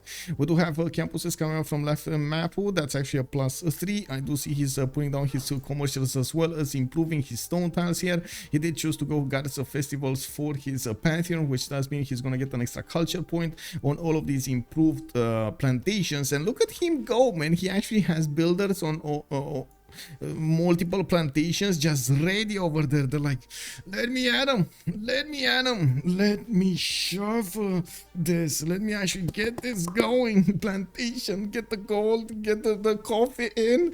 Oh my god, they're so ready, guys. Next turn, man. Can you imagine, by the way, leaving your so guys, in this game you actually have like multiple years, right? Let's see, we're at 1840 BC, and next turn, I don't know how much turn is, but I'm pretty sure it's like tens of years. Can you imagine sending your people next to a possible plantation that you know you're gonna discover in the future sometime, you know, when somebody's gonna figure out the way, and just let them just sit there for a while, let them stew, get families and so on.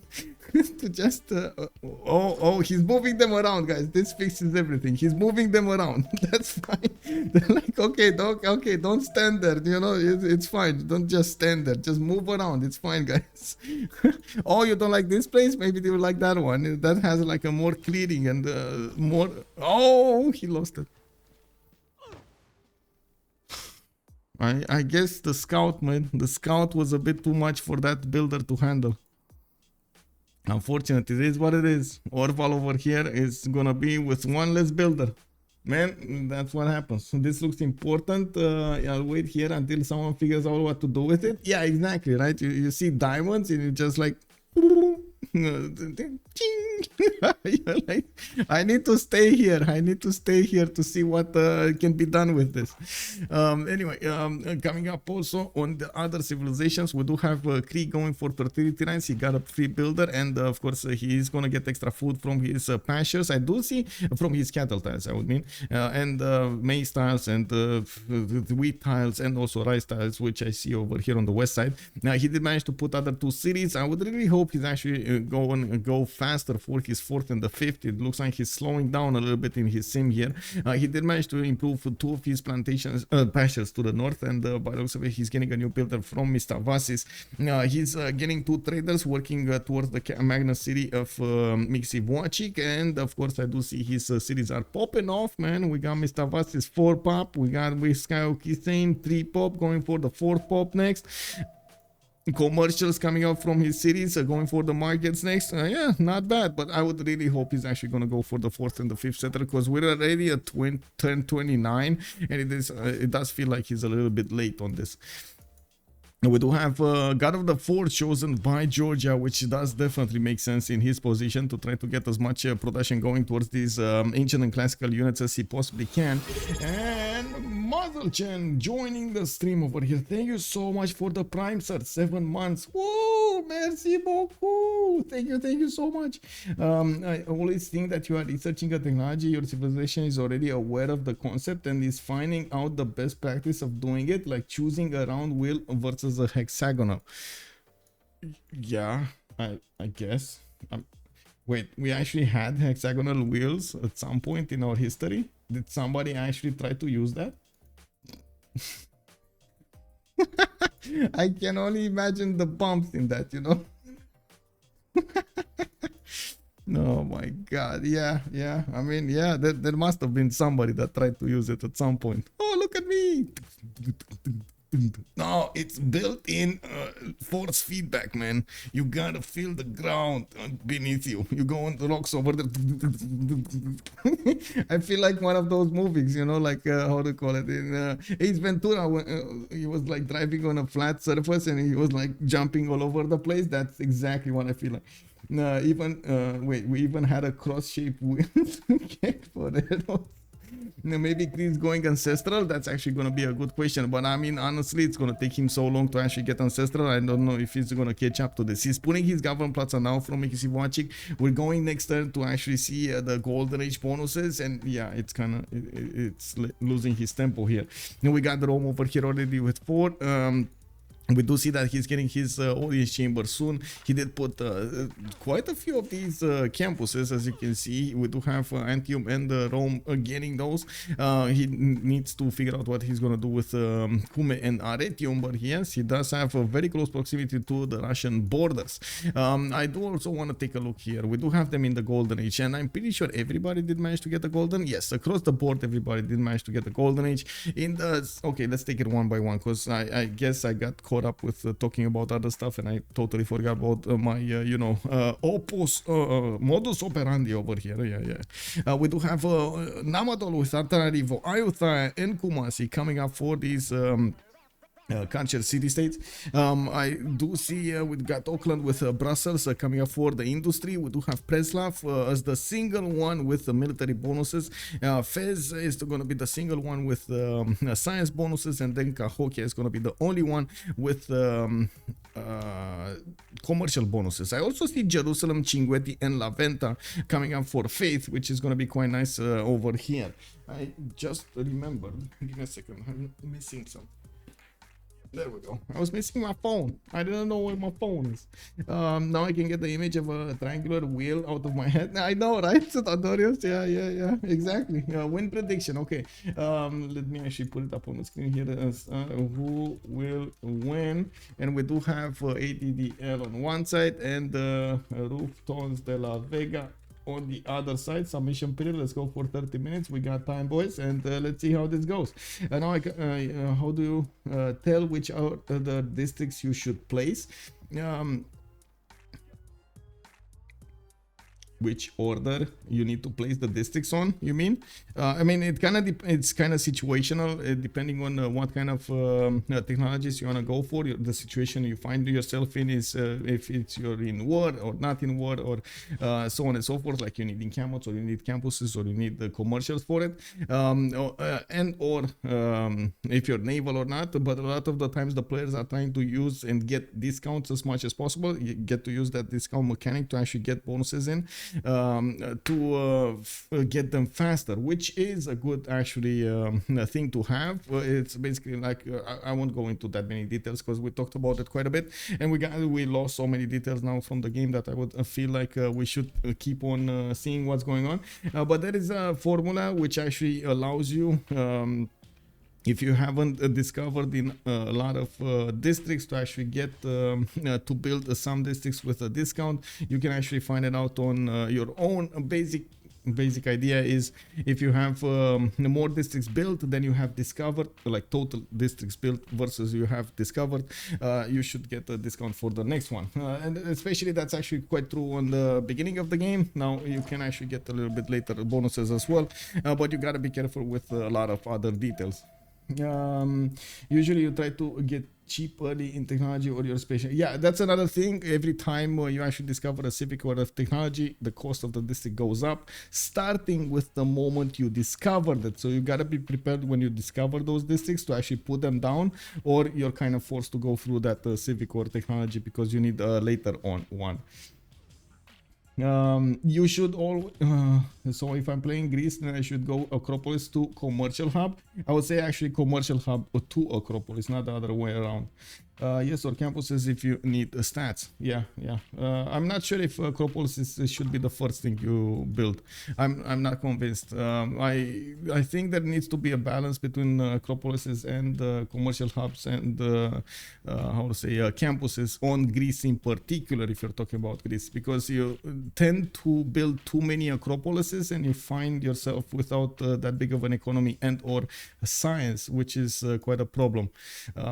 Anyway, we do have Orval, Pen Brush and Voice Golden Age coming up here with Lautaro. He's building his 4th and 5th settlers right now, turn 33. We do have them popping out soon, and by the looks of it, he is choosing Moksha as his second governor. He did manage to improve a decent amount of plantations here, which do give him that extra culture, and he is going to go and improve his iron tile. He did also choose to beef up as much as possible his commercials. As you can see, he put his government plaza in between two commercials to give them bonuses alongside the rivers and alongside the city centers, making both of them +5s. Now we do have also him with an ability to go to the southeast here, and we're going to see if he's going to try to pull off a Malon Raider attack against Japan a little bit later on. Potdefleur coming up with a Pen Passion Voice Golden Age, Classical Republic on his side as a government, and I do see Japan over here is still on 3 cities, again quite late on his development, but I gotta say it doesn't look like anybody else is going crazy with the city, so maybe he's fine. We do have Government Plaza coming up to the north. He can actually put a pretty pretty good campus next to the mountains and his city center with the harbor. We also see him still benefiting from those cities to the southwest, and I gotta say Georgia is actually gonna get ahead of his opponents here when it comes to city count for a while. We do have him getting a settler here to the northeast, and I do see his he did manage to get a few builders. I'm pretty sure that's with faith actually. Yeah, monumentality golden age coming up from Psychat. He's 38 faith a turn. Not bad actually. 38 faith a turn. He would need to improve his strategics though, and I do see he does have a builder ready to improve that horse. He's gonna get another horse, so all in all it should be fine. We do have Rome also with a pen brush and voice golden age 4 cities. I do see he's getting his libraries in his city centers. God of War and Plunder, and will give him more points when it comes to the merchants if he's actually going to build some commercials, which is a bit of a bit of a bummer here. He didn't actually go for these merchants. Georgia settled invisible. Wait, what? No. Now he settled. Now he settled. It's fine. He actually settled this one. Okay. Not the horses. He actually settled here. Interesting. Anyway, we do have Bobnotarobot on Cree with, I did see Ancestral Hall. He did go for Ancestral Hall. It took him a long time. Like he's already turned, like it's going to be turn 35 when he's going to finish that. Mistavas is with Whiskey Kisinin are getting his settlers out. And yes, he's going to get 5 cities quite quickly. I wouldn't be surprised if he's going to try to get a settler from Mikisi Wachik in the meantime. Also, he can actually double his city count quite quickly here, and he's gonna get the builders to get those going as well. He does have housing coming up from Mikiwab, so no worries when it comes to that housing problem. A lot of the times the players do tend to hit that number quite quickly. We do have also Psychat with 9 science and 20 culture. I do see him with a monumentality golden age, and yeah, he's fine with 4 cities now, getting a 5th one soon from Tbilisi and building up his shrines. He did choose, he did not actually make a religion yet. This is very surprising. He does have, let's see, great prophet screen, 24 points out of 30, needs 3 more turns to get there. Oh my god, that's actually quite late, and this is all because of the holy site potty thing over here that unfortunately slows down quite a bit his religious gameplay. We do have Philip II with a pen brush and voice golden age, and I do see him with 13 science and 16 culture, 4 cities, and I do see he's putting down commercials from his cities and not harbors. He does have this lake red bus setup that he's gonna get over there with a 2-2 base, popping that hut out of the forest, and of course getting the culture with the gold from the wonder tiles. The fact that he does have city patron goddess does allow him to get 40% of the first district he builds in a city. We do have also monumentality golden age on Peter with 10 science with 18 culture. I gotta say I'm a bit worried about that gold development later on in the game, especially with 2 religious civilizations on their side. Now we do have Peter generating 28 faith a turn. He did go for river goddess as a pantheon here, getting heading gardens from the city of Tula, where he is plugging in Magnus. Did choose to go Moksha in the first city of St. Petersburg, and I do see he does have quite a few builders working his territory here. Very close to Rome though, very close to Rome. Rome over here already got converted, the city of Arretium, to the religion of Russia, even though I'm not actually predicting anything like crusade being picked up here. There is that possibility. It is not in fact a 40% discount. Whoa, okay. I mean, you got some information over here. It gives 40% more production, which is more like 33 discount or so. Oh, I see. It doesn't take away production, it adds production to that. Oh, that's what you're saying, right?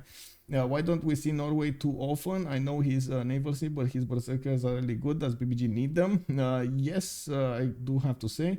The berserkers are amazing, but a lot of the times on maps like this, Norway is just not preferred. It doesn't have a continent split. I'm sorry, Hyperbell Freak. Good evening, sir, but it does not have a continent split. Spain over here will need to make do without a continent split. He's also next to Gran Colombia, which is an ally, and can put a city over here on the right style so they can trade with each other. He's gonna have an opponent, Omegaia, to the southwest, which is gonna try to poke at him, and we do need to see if these horses coming up from Omegaia cities are actually going to go towards one of his opponents. He has 1 tile chokes to go towards Russia, and he does have a lot of fields and forests to go towards Spain. Yeah, it's kind of a sad moment indeed. I tend to agree with that, man. Give me a second. I'm really curious what this is.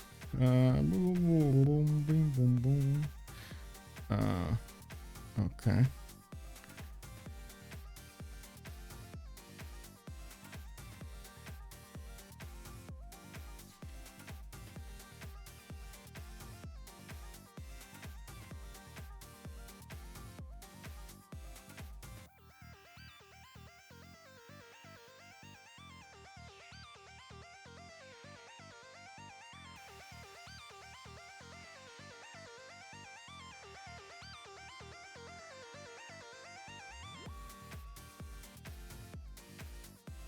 Technically, but nobody wants to play for 250 hours. Yeah, I mean, we did have score victory condition activated in the first few seasons of the CWC, and I believe also CivFR Squadron had them at like 150 or something. And when I tried to put that in, just like I just tried to put the same thing that we had the same conditions before, which I don't even know when it got taken down. It's taken out. It was just somebody just taking it out without informing everybody else. A lot of the players were like, no, this will cause very big problems, and I'm like bro, like games are not even going past 130. How is this gonna cause problems? Like, you have GDRs at 105, eight GDRs on the map at 105 and thermonukes, you know, like. But anyway, whatever, it's not that big of a thing. No, score victory is just not a thing, Encampment training projects coming out from Omegaia to get to one of his generals, and I do see he's well, gonna need at least 2 of them. I think he was the one with God of War and Plunder, right? Yeah, so he did go God of War and Plunder, but he did not go commercials. He did put an encampment down, so at least that actually allows him to get something here out of that pantheon. We do have horses coming out from Rome, and I do see he's getting more science from the other cities. He's actually on 23 science with 32 culture. I wouldn't be surprised if he's gonna get a next tier unit soon. We do have him going for irrigation and recorded history coming up in 110. Can we see Mapuche's land? Yes, sir. We do have commercials coming up here from Lakvik and Mapu. I do see horses getting improved in Angulu. He's gonna get to 4 setup to the southeast towards the cities of Psychat, Georgia, and I do see he's going to the northwest as well to get the benefits of the extra coffee tiles with the deer tiles. I'm actually quite curious, where is he actually gonna settle in this land? He's gonna be a bit too close for comfort to Gran Colombia. Hagendo could actually try to poke at his opponent here with some units. He already got a lot of commercials down. Now he can build up his unit count. Of course, he did manage to get one of these free commandant generals, Rafael Urdaneta, coming to help him in the game here. We do have Pingala establishing in the city of Guayaquil. He did also start to put down a few of these campuses, a +3 and a +3. Okay, and does manage to get 16 science with 33 culture. Moksha established in the city of Quito, and I do see archers are being pumped out from his city centers. For some reason, he's actually sending them to the southwest, and I'm a bit like questioning why. Oh, it's probably this scout of Mapuche that actually is worrying them rather than anything else. And of course, we do need to see if he's gonna deploy his army anywhere. In the meantime, I'm a bit surprised about his city count. Would have definitely expected him going for more than 5 cities sooner. Now we do have also that extra settler coming up from Civ6, this one here, so another 2 settlers are gonna get there. We do have him getting a campus in 2 turns from Whiskey Kisane and an encampment from Civ6. So yeah, they're preparing for war here. They did manage to discount this one, by the way, the campus to the south, and I do see the commercial in Picto Kahana Piwin. Well, that's gonna be 16 turns. It's gonna take a while. They play on online speed. Yes, everybody plays in online speed. This is very fast. Overdose, good evening, sir. Definitely not. Yeah, it's not. Well, it technically is because it's a start done one, like 250, but it's not there. We're not getting there. Yeah, to be honest, at some point, like, you kind of need to finish the game somehow, and but it's been so rare since I've seen a game being so close that it's not gonna finish, that it's I don't think it's even a possibility to go for a score victory. Even if we put it at 150, I don't think it's ever a possibility. Like, the last time we've seen somebody try to go to space was what, Hazagi trying to go to space versus Ulysse, and Ulysse did manage to like punch through all of his allies, all of his allies with like thermonukes and nukes and GDRs, and they were just steamrolling until turn 128 or something like that, or 130, when they managed to get his capital city encircled by multiple GDRs and thermos. So I don't know, man. Would the pros ever consider a marathon speed game? No, they're not. I mean, maybe. I mean, I'm pretty sure if you pay them something, they're gonna consider it. But them as having pleasure to play it, I don't think they will consider it. I also wonder why people don't place the government plaza to get adjacency for 6 districts. It's not worth to find a perfect spot and settle for 3 or 4 districts. I think the biggest thing over there to mention is the time it takes for each turn to be played, especially when you get to place your government plaza. It's not a lot of time for you to think how you should place it. If you take a look at the bottom right side of the screen, you're going to see the timer of the turn. It is very quick. It's 1 minute 40 seconds that you need to manage 4, 5, 6 cities. You need to manage your builders, you need to manage your units, you need to talk with your allies, you need to find out strategies, think about every option that you're making.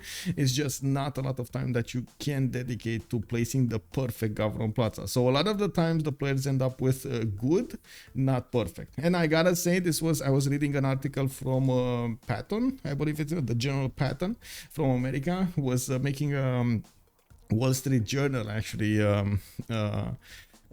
would say article about good is better than perfect. Sometimes, you know, like instead of wasting more time to get that perfect spot in, you just put it and work with it.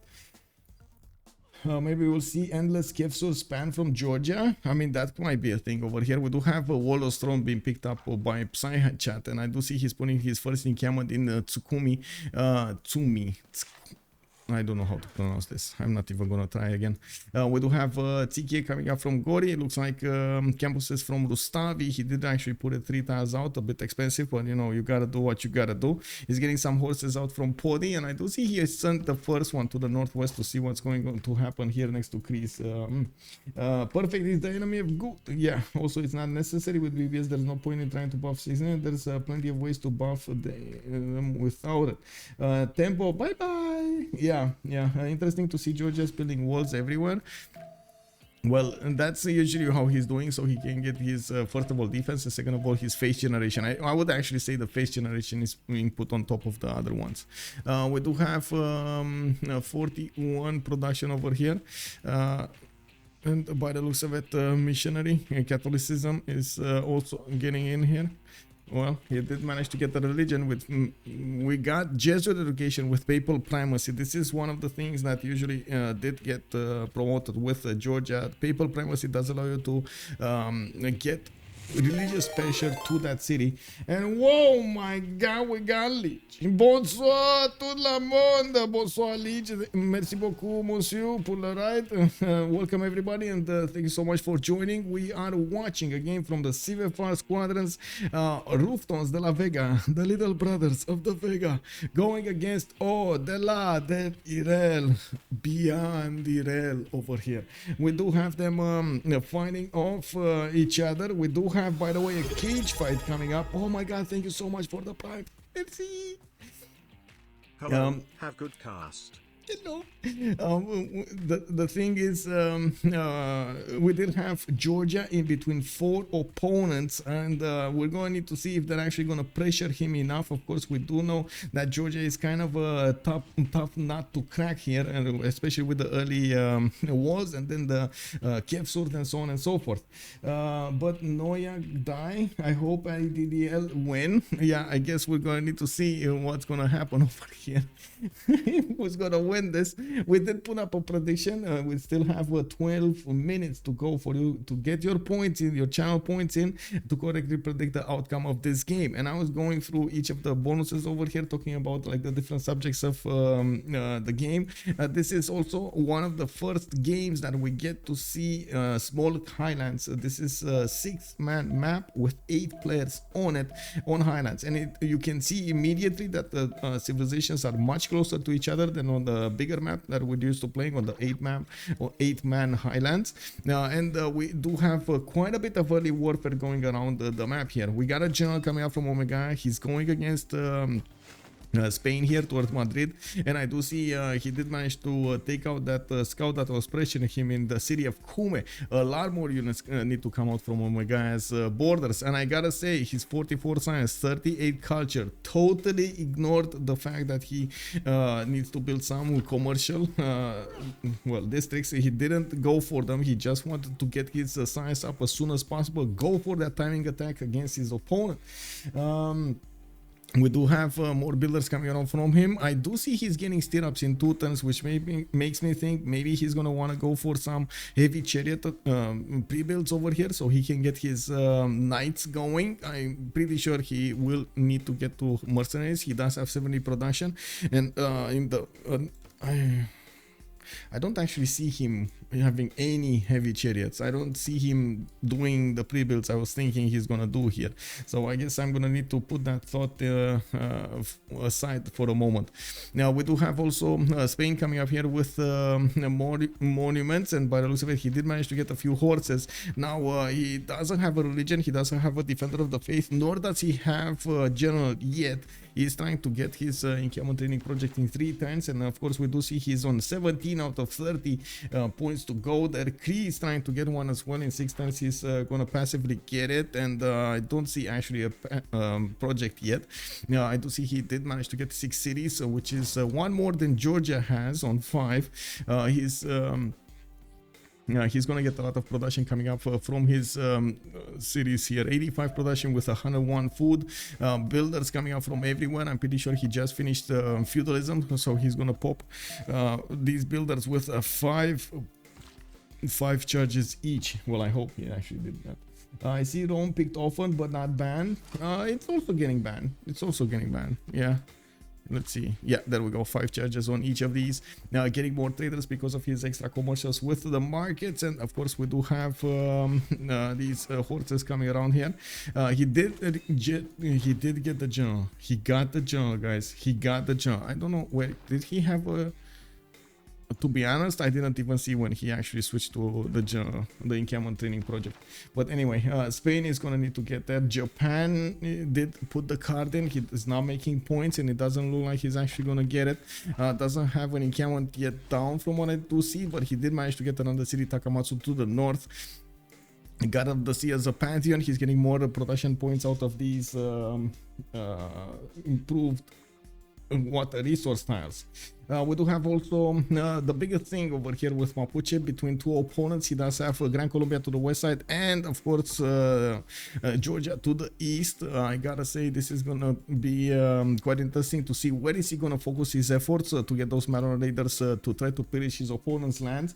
I wouldn't be surprised if he's gonna try to go against Gran Colombia, but I would definitely think it's just much better to try to poke at Georgia, try to get his territory as soon as possible here. Georgia does have a decent amount of face generation going on 64 with 28 science and 21 culture. I gotta say Orval in the science screen is quite late on this. Even if he did build some of these campuses, he just is not benefiting from a lot of science. Also MS Doll, Rome is a good all-arounder. It does not really possess a great impact on how you play the game if it does, if it is on the opposite side, unlike Mapuche or Persia.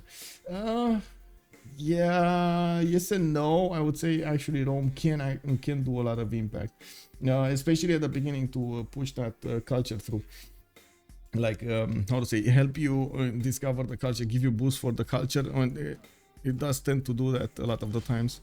But not like Vietnam, for example. Vietnam just better on that side. Now we do have more of these campuses coming around from Kyoto. I do see, of course, he's trying to use the mountains and the other districts, +3/+4 coming up here soon. Tokyo put that one to the north. Another encampment coming out from Fukuoka to the east side. And yes, we do still have quite a few generals available for them. Looks like Spain did manage to recruit the first merchant here with the extra trade route, Zankian. And I do see we do have, let's see, 3 generals already. No, 2 generals picked up. Trung Traco and Rome. We do have Shun Shunsu on Cree, and Rome did manage to pick also Hypatia for the extra library and the extra science on each library that he has. Okay, not bad. Where are his units though? Where are his units? He's getting horses. Okay, I'm very surprised about this, by the way. Like, yes, sure, you can go horses, but I would have expected him to try to go for the castles technology instead of stirrups. Castles being one level down over here instead of stirrups being over here. You see, 2 levels down actually. It's here. So I'm very surprised of him going for this. And I'm pretty sure it's not for the extra food that you get from the pastures. We do have him trying to go against the city of Brussels to the northwest. And yes, Hojo Tokime is his ally, so he doesn't need to worry about that. I don't think he actually knows about how much defense Spain has in his cities of Madrid, but he did manage to pillage one of the Spanish commercials here, and he knows he has at least horses there. Now, Victor is getting established in the city of Cadiz, and no aggression coming out from Russia. Russia, in the meantime, did manage to get 5 cities out, the 6th one coming out soon. Eclitian also, Trajan is versatile but doesn't really excel in anything, kind of like a Cree. I would say production. He excels in production. Rome and Cree are 2 of my favorites because of the good roads. Yeah, as in Eclitian, I do want to mention Rome does have I would say the half-cost aqueducts, so the baths, which do allow you to actually get your production numbers a little bit quicker than your opponents or your allies. So if you do manage to play your cards right, Rome can actually be quite versatile in most situations. Like, it's pretty good on the seas with early mercenaries, and not to mention getting civil service and so on and so forth for the military alliance. A lot of culture, it's always good. It's good on the land, it's good in commercial, it's good all around it. It doesn't really need or how to say it's not faced by the lack of housing and so on. Okay, let me see. Okay, coming up here, Bob, let's see, Bobnotarobot getting pre-builds. Okay, this is what I was expecting on Rome. This is exactly what I was expecting on Rome, but it's not happening. Actually, Bob is getting his heavy chariots built. We do have Shunsu as a general for him. It does look like Georgia's trying to get one, but it's very late with 5 turns for a general project. Georgia is, gonna be late on getting the last general available, and there might be somebody else like Cree, wink wink, that's gonna try to deny him that general. It's gonna be quite a problem. And of course, we do need to see those Kevsur pre-builds in the form of swordsmen already coming out. Quite a few of them coming out from Tbilisi and Poti. I do see he did deploy a few horses throughout his empire. One to the east side here in Rustavi. I had a Portugal game and I had 24 international trade routes. Was doing 2,700 points of gold. Oh my god, man. You are rich. You are very rich. Enjoyed spam Fetorias? Of course, every time, man. You gotta enjoy those Fetorias. You gotta enjoy them. Let me actually take a look what's going on here. We do have more campuses coming out from Gran Colombia, and oh, never mind. By the looks of it, Gran Colombia coming up with 37 science and 39 culture thanks to Orval's 19 and 44. It is going to be a problem here for him. We do have also a few more builders coming around, and I do see Orval is trying to get the chops in. He's going to try to get this going. Woo! Anonymous gifter dropping 5 subs over here. Oh my god, thank you so much, Anonymous gifter. Hey, we got Semriku, the Shaderu, Design Flow, the Mr. Dax, and Axel Fire. Subscribe. Thank you so much, Mr. Anonymous gifter. How are you doing tonight?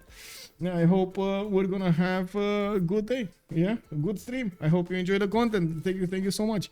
We got a great bath coming up from Quito in 4 turns, and I'm pretty sure the players are trying to get to how to say the next era score bonuses so they can actually get their golden ages. By the looks of it, we do have to see this. Oh, there we go. He chopped it out and he got it. Cree was left hanging over there. Looks like Burica got recruited by Georgia, and Cree is not gonna get to use his second general here, nor have the opportunity to deny it from Psychat. We do have also Eclitian saying Cree and Trajan are excellent beginner civs, easily defendable early game, strong mid pushes, strong free sims with bonuses to production and trade routes. Yes, I plus that one. We do need to see what's going on over here on Mapuche. Looks like he sacrificed his early science to get more series out, 2467, and by the looks of it, he did put down a few more commercials for those trade routes. He does have 86 production versus Hagendo 74, and I'm pretty sure that's just gonna go up with a few more of these traders going about. I do see Hagendo is actually getting a few more settlers of his own, moving to the west side. On the east side, he does have a decent amount of gold generated, but overall on the team of ADL, we don't have a lot of gold generated. We do have Spain with 34, Hagendorf is on 23, and I gotta point out, if there's gonna be an attack from Omegaia into the units of Spain, it's gonna force Spain to actually get a few more defenses up. That actually might be hurting him quite a bit. Now we do have Omegaia getting machinery in 2 turns. He's gonna get the ability to upgrade these archers into crossbows, which are gonna hurt these Spanish units quite a bit. Spain is actually trying to get to castles in 6 turns. It looks like he's on 34 science with 35 culture at the moment, while Omega did jump up to 52 and 45. We do have also the city of Brussels being taken over by the Roman units, and he does have the first legion of the game, probably moving towards the northeast towards Ostia. 7 more turns to go. We do have Orval sitting in. Oh, you know what? I didn't check, by the way. What is the appeal over here? It's kind of bad, right? He doesn't have good appeal tiles for his. Yeah, like a lot of forest, a lot of rainforest and floodable terrains were appearing here, so he didn't actually get to get his Shemamals, which would have been amazing when it comes to his culture generation. He did manage to get a lot of plantations improved though. Drink water? Yes, sir. I will. Thank you, sir. Thank you.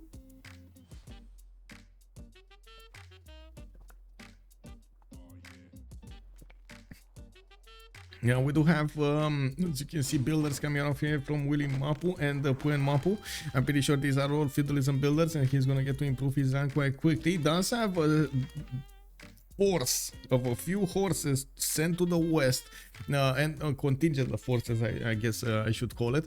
And we do need to see how fast he's actually going to try to get to courses to castle technology, so he can upgrade these into his Malon Raiders. We do have actually Orval coming for construction in 1, and Mercer is going to come out in 1. He does have a bit more time to actually get those going, and I gotta say, we don't actually have a big defense on Hagendorf. He doesn't know about the units of Mapuche here, and we do need to see if he's actually going to build up a defense before that. Yeah, Ziltek, good evening, sir. Is this a battle of 3 or just 1? I think it's wait, battle of 3. I'm not sure where. Oh, it's a best of 1. Yes, good shoot is saying it's a best of 1 indeed. It's a 4v4 match, best of 1 in Swiss. I believe it's a Swiss design for the tournament, if I'm not mistaken. I'm not sure exactly about all of the organizational details of CivFR Squadrons. I gotta say, I would say I would love to actually have more details clumped up somewhere, but it's, yeah, you need to go through like multiple announcements to see what's going on over there, and it's just, I don't know. There's like a D1, D2, D3, but they're playing sometimes like mixed up, and my mind explodes when I see that. Anyway, it is Swiss round. Pompidou, thank you so much, sir. Bonsoir, monsieur. Anyway, we do have these horses starting to come out of the series of Orval, and he does have quite a few builders able to chop these out much faster. There is a city coming up from Guayaquil towards him. Hagendorf is, well, he might actually send that settler to its doom. We do need to see if Orval is going to manage to get castles in time. He's 10 turns out, not that close. Now, we do have Spain also trying to push back into Rome's defenses. Omegaia, unfortunately, he did send the majority of his defenses towards Brussels, especially those high defense units, the horses, and only the archers are remaining here to try to defend the borders of the city of Ostia. While yes, they're probably not going to get the city of Ostia and the Spanish units, they're going to get these archers, which, you know, they wanted to turn into crossbows. Unfortunately, they might not get that opportunity. We do have commercial coming up from Ostia. Looks like more legions are being produced over here by Omegaia, and this might be a way, by the way, for Omegaia if he actually goes for a legion push slash mana time push against his opponent. Even though I'm not a fan, might be a better way. I would have loved to actually see if that attack with knights would have gone through. I'm pretty sure Spain would have lost a city or two. But anyway, it didn't, so it is what it is. We do have Russia also managing to get Moldavas going, and I do see he's managing to get his temples out, as well as did actually build Oracle in the city of Tula, where he did plug in Governor Victor, as Governor Pingala, to actually get the double points in. Let's actually take a look if he did improve his writers. Yes, we got 8 writer points coming around here with 3.4 artist points and 3.4 musician points. Not a lot, but it is what it is. We do have also wait, is it Cree with the biggest one, the biggest stick when it comes to merchant points? Yes, it is. 8 great merchant points at 10 coming out from Cree. Spain with 7, we got Mapuche on 4.6, Gran Colombia on 5.7, and looking at the screen over here, looks like the second merchant did not get picked up for those extra trade routes. Now we do have also the first industrial zone starting to come out from the city of Kyoto. He's gonna get this one over here, a +3, which I gotta say, very late he's actually gonna get to make it a +4. I was thinking over here, can he aqueduct this? I guess he can, right? On the lake, he should be able to aqueduct this, so that's gonna be bigger, faster, stronger. Yes. Wow, Ziltek, wow, thank you so much for the 420. Oh my god, man, thank you so much. Let me actually see, why don't I have a notification on that? Kek, oh my god, thank you so much, sir. I don't know why I don't have notifications on that. I did not hear it. How many languages are you fluent in? 2. I only know 2. I am trying to learn French, and oh, big news, by the way, guys, big news, I gotta say. So I'm fluent in Romanian, of course, my mother language, and then I'm pretty okay, I would say, in English.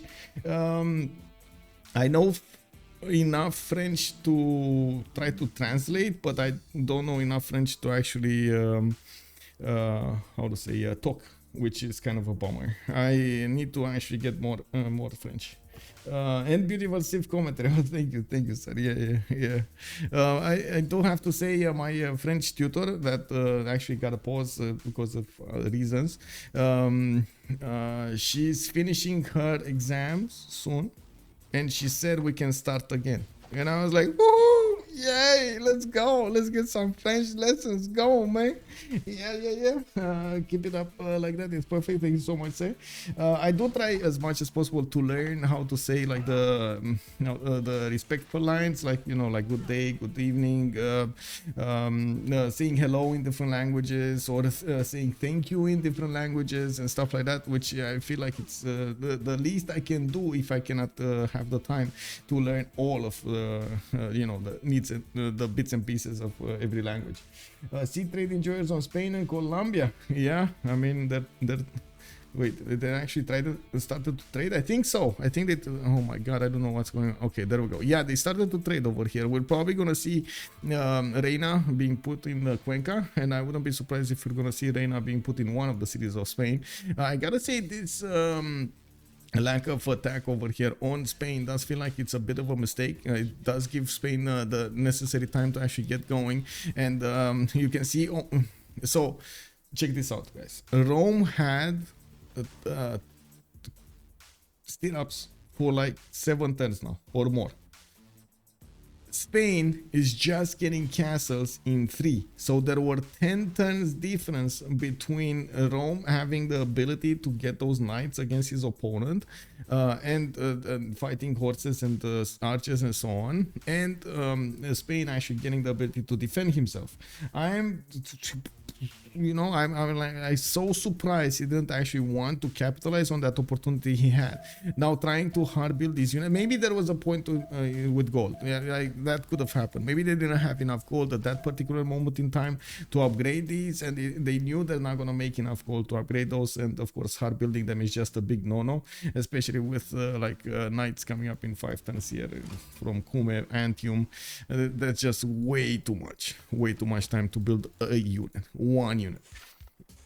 Good shoot is also calling out soon playing Squadrons CivFR on French to learn faster. I did, man. I am actually trying to how to say, like, watch French streams, commentary, and so on and so forth, exactly for that reason, to try to find out the little, you know, like the languages.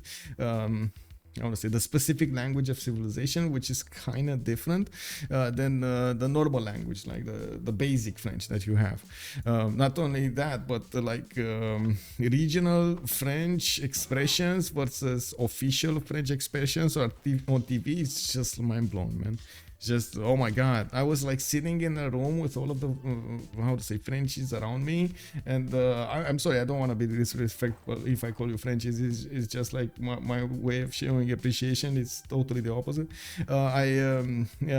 There were like 5 different accents around me, and I was like, oh my god, how, like, my mind was trying to how to say, understand what was going on around me, and even like the same word being pronounced in 5 different ways.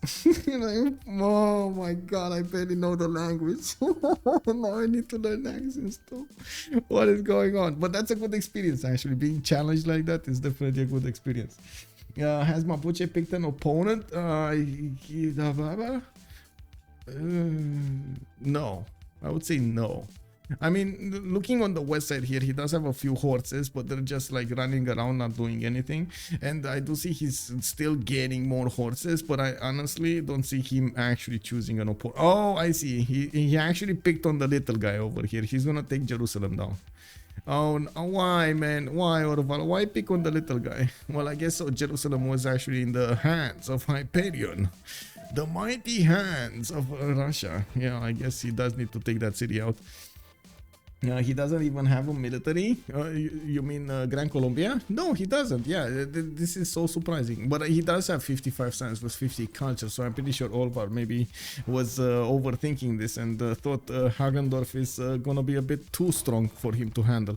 I gotta say, this is one of the things that does happen in the game. You do tend to watch the points of science, points of culture that somebody has, and you're thinking, oh my god, that's gonna be like breachable, which is not a lot of the times true. You can actually breach through, especially if you catch them off guard, you know, like, man, this is, you know, I guess to have a mental image of this, remember those scenes in the movies when you saw the big soldier, you know, just taking a bath and without his armor and so on. It's basically the same thing happening over here. You catch him off guard, you catch him in a very awkward position, you know.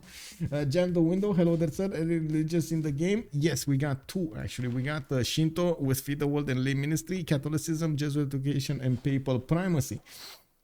Now we do see also the Spanish armies did retreat back in their borders. Omegaia did get to 75 science and 55 culture. Still has only 12 gold a turn. He didn't actually manage to get a lot of economy going, but now he's trying to put some down. He did get his bats going, and I gotta say, this is the 2 turns actually until the next era. It's gonna pop here. Oh my god, you know what Lautaro's gonna do, right? He's gonna go for Dark Age Malon Raider push against a civilization that is in a golden age. You know, always attack when the person is, well, not really naked, but without his armor. You know, like, you still have like underpants and so on, you know, under not naked, bro, not naked. We do need to see also Orval coming up here with and those pre-builds. I do see Orval is, let's see, he's moving away, he's moving to wheel now, so he's still trying to put this off, right? We got the Japan managing to get his golden age, Omegaia got his golden age, Bobnotarobot 1 point off, and we do see the Kefsur, the big Kefsur push coming up from Psychat, going against the city defense of Cree over here in Whiskey, saying Victor is establishing, sending the orders to his troops to try to settle will calm down the citizens of that nation over there, of that city center, of the citadel. We do need to see if these Civ6 are gonna manage to get through the rivers with their tiny boats over there to try to take out his opponent. I do have to say, Jerusalem got taken down. Mapuche is benefiting from an extra city. These Civ6 do shine in the hills. They're not that good when it comes to fighting in flatland. You gotta be really careful where you're fighting with them.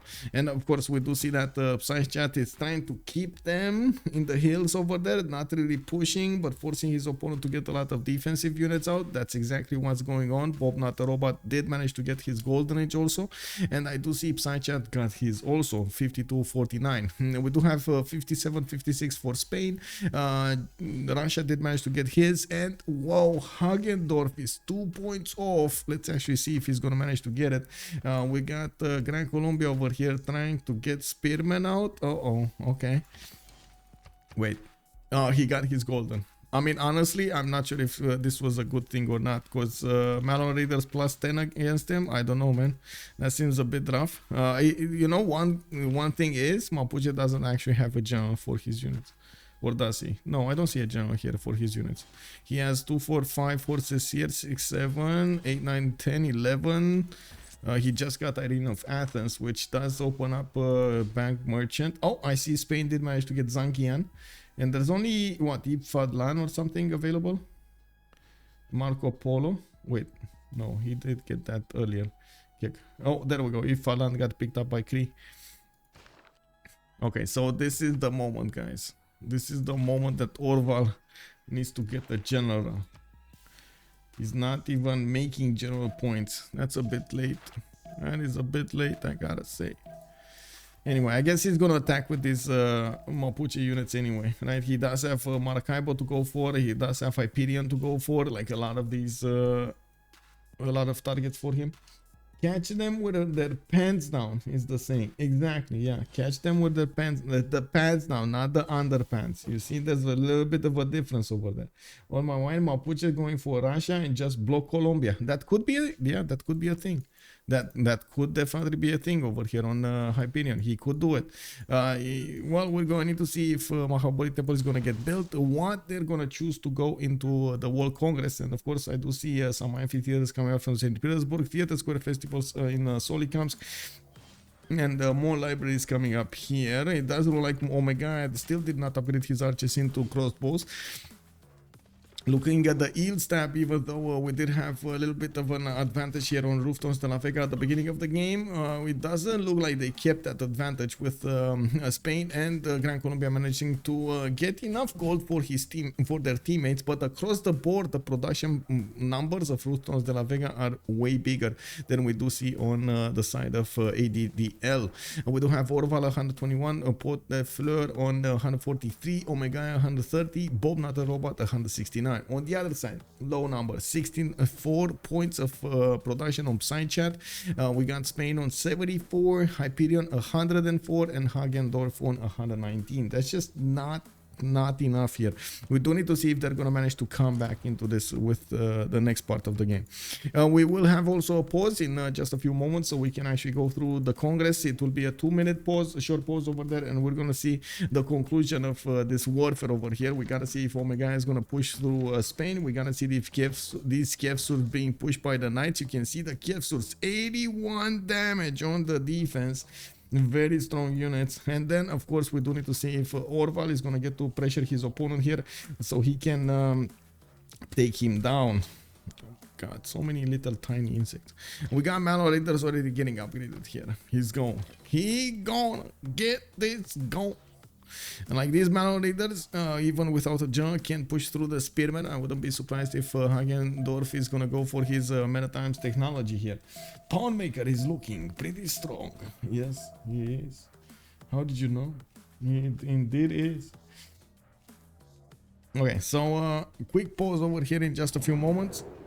Let's actually finish the voting and 2 minutes of pause. And let's go for the gold because nobody's making gold, so yeah.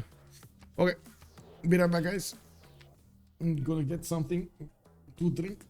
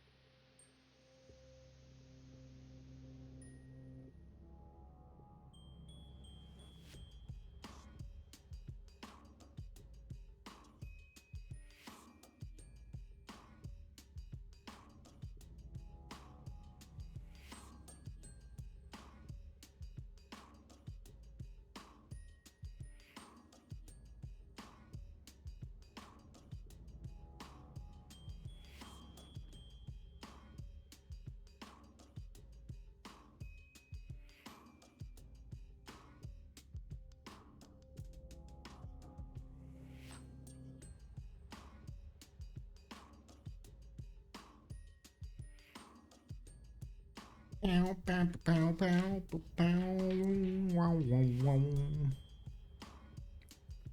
so what do we have here? We do need to see Mapuche getting these units going. Let's see what happened. Faith, 100% cost. Simon Bolivar not growing via culture. Okay, not that bad. 2 diplo points for Peter. And before actually chat blows up telling me that it is bad. Yes, it's not good. They're going to need to put some more gold into buying these tiles. But still, he has, it is what it is. We do have Mapuche actually needing quite a bit of gold from his teammates to upgrade these units. And it does look like Orval is starting to put more gold in. If he does manage to get the Mino Raiders into the borders of his opponent, he will get to pillage those mines or pillage the districts, and he will get some more gold. Wait a second, do I see two mines over here? Hello? Hyxperion? When apprenticeship? Why no apprenticeship, bro? That's a lot of production we're missing. Well, I guess, wait, no, he does have a lot of mines. 1, 2, 3, 4, 5, 6, 7, 8, 9, 10, 11, 12. Oh my god, the 13, 14 mines. Oh my god, that's a lot of production. That's a lot of production, man. That's a lot of production. 15% more production ish, give and take. We do have Spain actually managing to get enough defense to actually make a wall of horses with archers, and I do see Omegaia is actually going to send a contingent of forces towards the southeast, not towards Spain. We do have knights going towards the southeast as well. More of them are being put into production here, and we're probably going to see them with their generals arrive on the borders of Russia. Now, looking at the tech side here, Russia is going to get castles in 3, and looks like he does have a lot of units to defend himself with. These Mano Raiders managed to pass through unseen to the south of Gran Colombia. This is going to be very, very, very, very bad for Russia.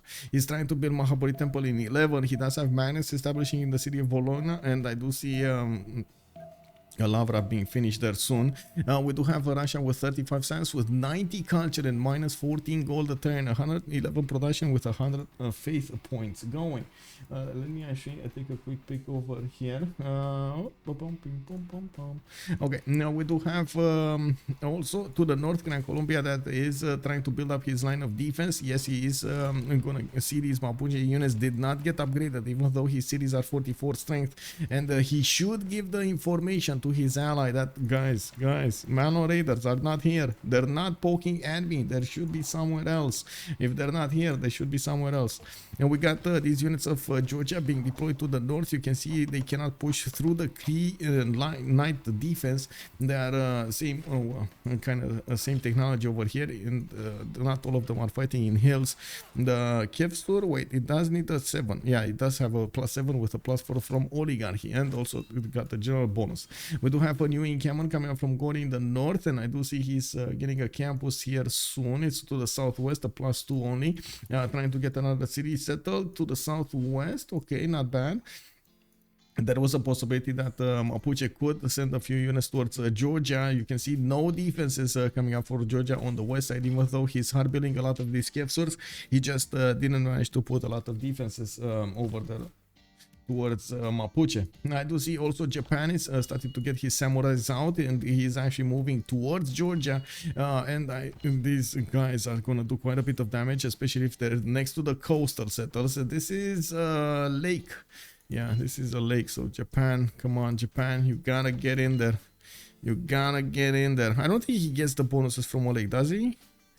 I know it was next to coast, but I think this was something that I was always wondering about. I'm pretty sure he doesn't get it from the coast. No, oh wait, it's on Japan, not on the, sorry, it's on Japan. Hojo. Land tiles adjacent to the coast. So yeah, this is not coast, so he's not gonna get them. No, it's only coast. There we go. Overdose. Thank you. It's only coast. Yeah, that's what I was also remembering. We do have builders coming up from Kyoto, Tokyo, and I do see a new industrial zone coming up from Osaka. Getting those points of production in is quite important for Reuftons de la Vega. They are learning from the best, and as you can see, the difference in production numbers is just overwhelming over here. Not only production, but also food acquirement. Their cities are growing taller. They have access to more districts faster, and with the extra production capabilities, they do benefit from, they also get to build them, which is going to turn into basic stats for each of them. Now looking at Orval, he did go for that Dark Age, and yes, he does have the +5 card in. He's going for Auckland pillages here, and by the looks of it, well, he did deploy his army, and looks like Auckland is, oh no, that's his city center. That's actually his city. Oh my god, that is his city. Okay, so no vision yet. It wasn't discovered by Russia. Russia actually has this limited vision over here. 2, 4, 6 of these Malon Raiders are gonna punch through. Oh my god, the main defenses of Russia are formed by a slinger and a very banged up horseman. Yeah, man, oh no, this kind of feels like a bar joke. Okay. Yeah, we do have Potdefleur coming up with 79 science and 47 culture with 3 Inquiry Golden Age this time on him. He's getting to benefit from all of those harbor adjacency bonuses into his science. Yes, he doesn't have a lot of culture, but he's making up for it with his Moksha, and I do want to see what else. What is he getting so much culture from? Namadol? Namadol. He's getting so much culture from Namadol. We do have Omegaia with 833 science and 62 culture in a Pembrush and voice, still on 246 cities, and I do see his knights are getting deployed towards the southeast, towards Cadiz. A few of them are actually getting into Aretium, 245 of them. Without the general though, he's trying to get an encampment training project, and he is actually only 7 points out from getting this one, 6.8 if you want to be exact. Now we do have also a Bobnotarobot on 69 with 66. 192 production on Poundmaker, managing to defend properly against Georgia, while Georgia is on 56 science and 27 culture. Minus gold a turn, a lot less production. 3 times less production on his side. That's actually quite bad. If you take into account the faith, maybe it's actually 2 times, but still that's a big difference between them. A lot of science is also coming up from the cities of Cree, with new campuses put down with universities, and I do see his diplo quarters coming up from one of his cities. We do have Tamar going for a second monumentality golden age, 56 and 27, and yes, he's still on 5 cities, trying to get another one. He's actually poking the bear over here. Potdefleur with his samurais might actually get to attack Georgia.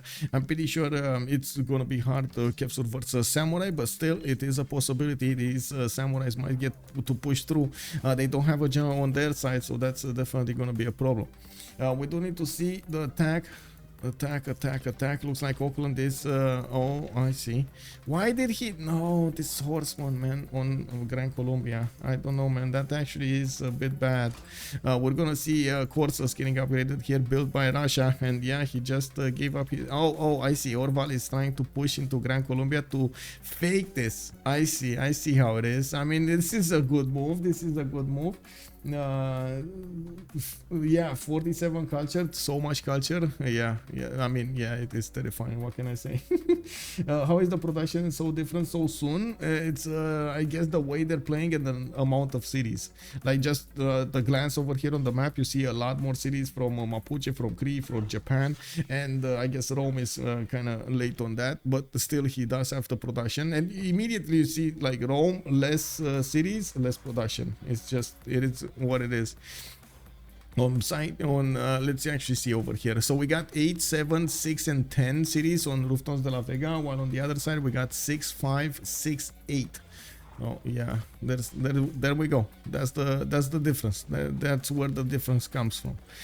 Okay, so first level 2 Malon are coming through the borders of Auckland here. It looks like they weren't spotted by the Gran Colombian units, and at the moment it does look like, yes, Russia is trying to get a few horsemen out. I don't think he actually got Grandmaster. Oh, he did. No, that's not.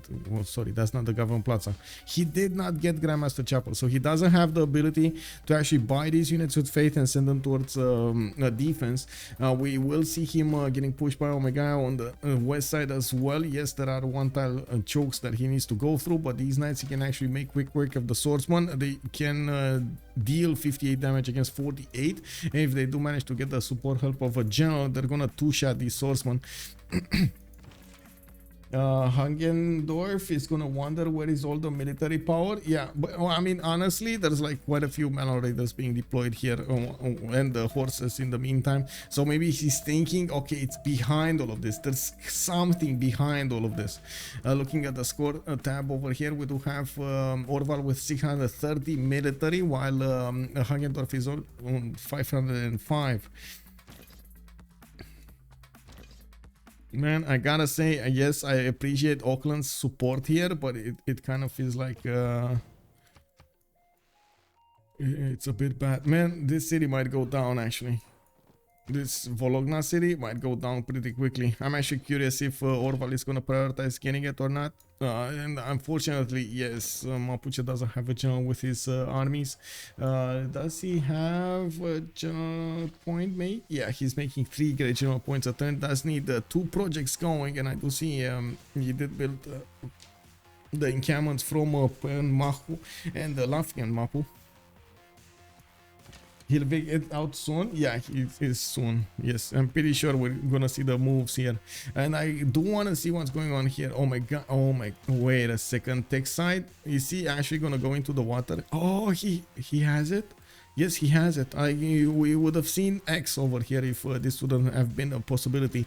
We will see how Omegaia is going to swim these knights and get them towards St. Petersburg. Oh my god, he's just going around.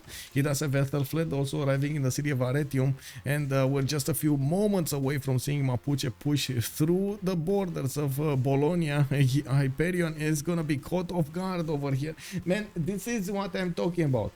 This is the situation I was talking about. It's basically Hyxperion without his pants on. You know, you find him somewhere next to a waterfall, exactly like in the movies over there. He's trying to get some, like, how to say, he's trying to get himself cleaned up. His armor is next to the water over there. And then you just see soldiers pop out of the forest. Ah, what you doing there, boy? Ah, I see you do not have armor. You know, it is what it is, man. You need the units to defend yourself. At least plug the chokes, and that's gonna help you a lot. Let me actually see something really quickly here. Oh, I did miss this. Got the water with me. Totally forgot about something else. Ding chong, ding ching chong, ding ding ding ding ding. Bologna getting attacked. Oh my god, I'm pouring water exactly at the wrong moment. Bologna is going to get under attack. We do have 2 builders that could be taken here. Immediate upgrades coming up from Gran Colombia in the pikemen, and yes, that city is going to go down quickly. Hyxperion over here is starting to get his builders in the city borders. Not going to help that much.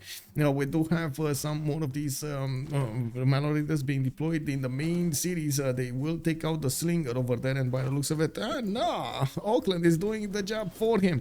He's just pillaging as much as he's taking over tiles over here, and we do see the city of Bologna, the first victim of the game over here.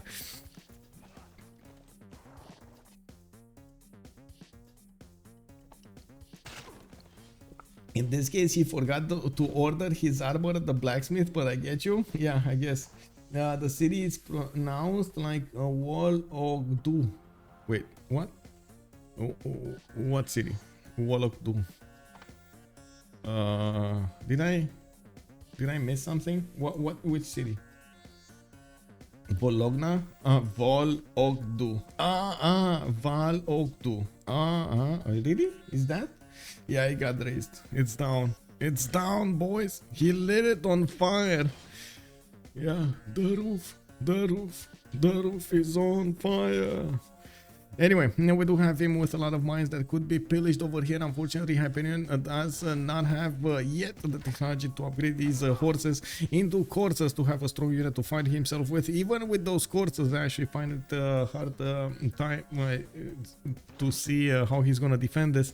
Yeah, he does have a feed the world lay ministry. No, how to say, no +3 coming up from defender. We do have Victor establishing in Novgorod, and as you can see, even Oakland units are actually pushing into him. We do need to see if these Amano Raiders are going to manage to get the second city, Novgorod, while of course from the west side Rome is trying to push in. Russia did manage to upgrade men-at-arms here. It will be harder for the knights to push through, but not impossible, especially after Ethelflaed is getting into the front line. These Russian men-at-arms do not have general of their own, nor does he actually have the ability to get the general over here. No encampment has been made by the Russian troops, and we do have actually Spanish units coming against Roman units on the west side. It's a big stalemate coming here, and by the looks of it, Omegaia is going to need to defend himself on this front. Not an easy way for these corsairs to actually push. Looking at the numbers here, they basically just die attacking into the men-at-arms.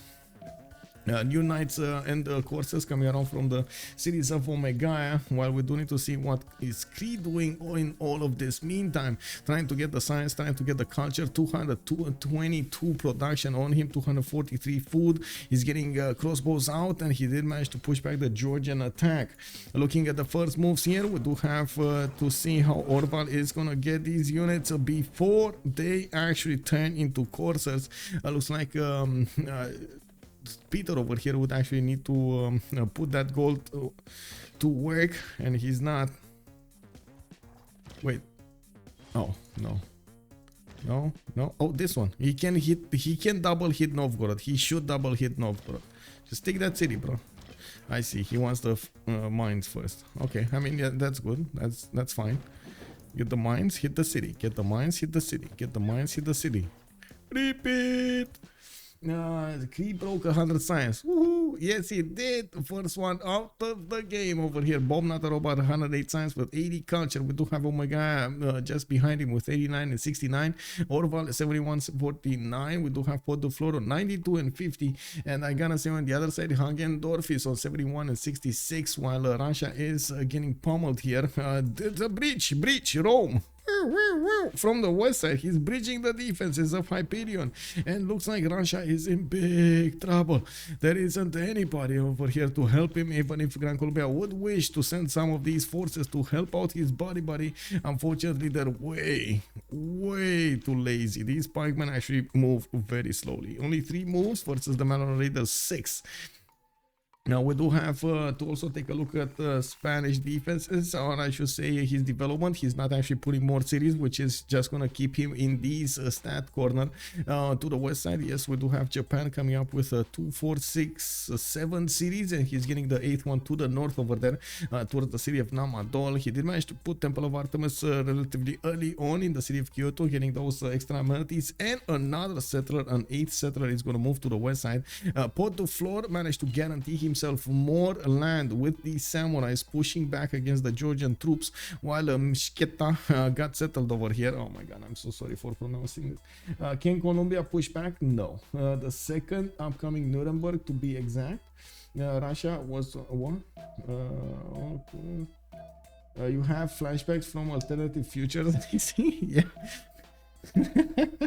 Man, I think he watched too many movies, man. I'm just saying, man. You know, it's one of those moments in our cultures when we see movies, instead we see reality. You know, like reality is just getting like mushed over there with like mashed potatoes. Looks like everybody on ADDL getting slapped. Yeah, little by little, and it looks like they're all the coaches over there on Freightos de la Vega did manage to do a good job to actually get their knowledge through towards their little brothers over here.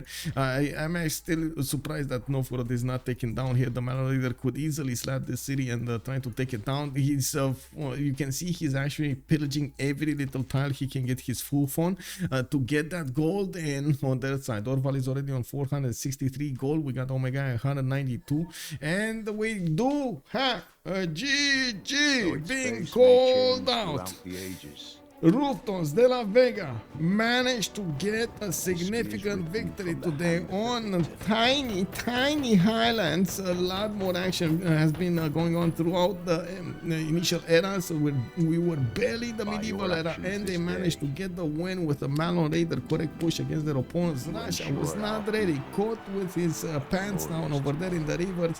He could not get a defense up in time. Yeah, it happened, man. It happened. Let's actually see what we have as a post-game chat over here. Let's move through the channels. Give me a second. Oh my god. Okay, there we go. I see their channels. I'm just waiting for them to actually clump up together in one channel, so I don't actually need to bounce from one side to the other. Maybe they're talking something very intimate, so I don't want to get in there and peekaboo, what you doing here, guys? And you know, them again caught with their pants now. It's fine. Let's just see them clump up, and we're gonna have a few moments of respiro. How did they not see this coming? I'm pretty sure they were thinking Gran Colombia is gonna be on the defense there, and Russia is gonna get to freeze him. Russia did manage to plug the chokes to the west side. Totally forgot about the east. I think the only thing, like in this kind of situation, the thing that you need to do more than actually making an army or something like that, or at least instead of making an army, you need to put scouts. You need to have the vision, and we've seen this a lot of the times in other games in which the players are just trying to make a bubble around them, a vision, an extra border that they're using with like scouts or horses or some units that are giving them an opportunity to be able to defend themselves in a good amount of time. You can't really put up a defense immediately when your opponent gets to your borders. You kind of need like 3, 4, maybe 5 turns before he gets to you. So you try to, predict that happening, as in predict that you might get attacked at some point, and you try to get a margin of error, margin of defense, or how you want to call it. Try to build up an invisible wall of units that you will put with your production capabilities in front of your opponent's armies, because you know you're gonna have to defend at some point.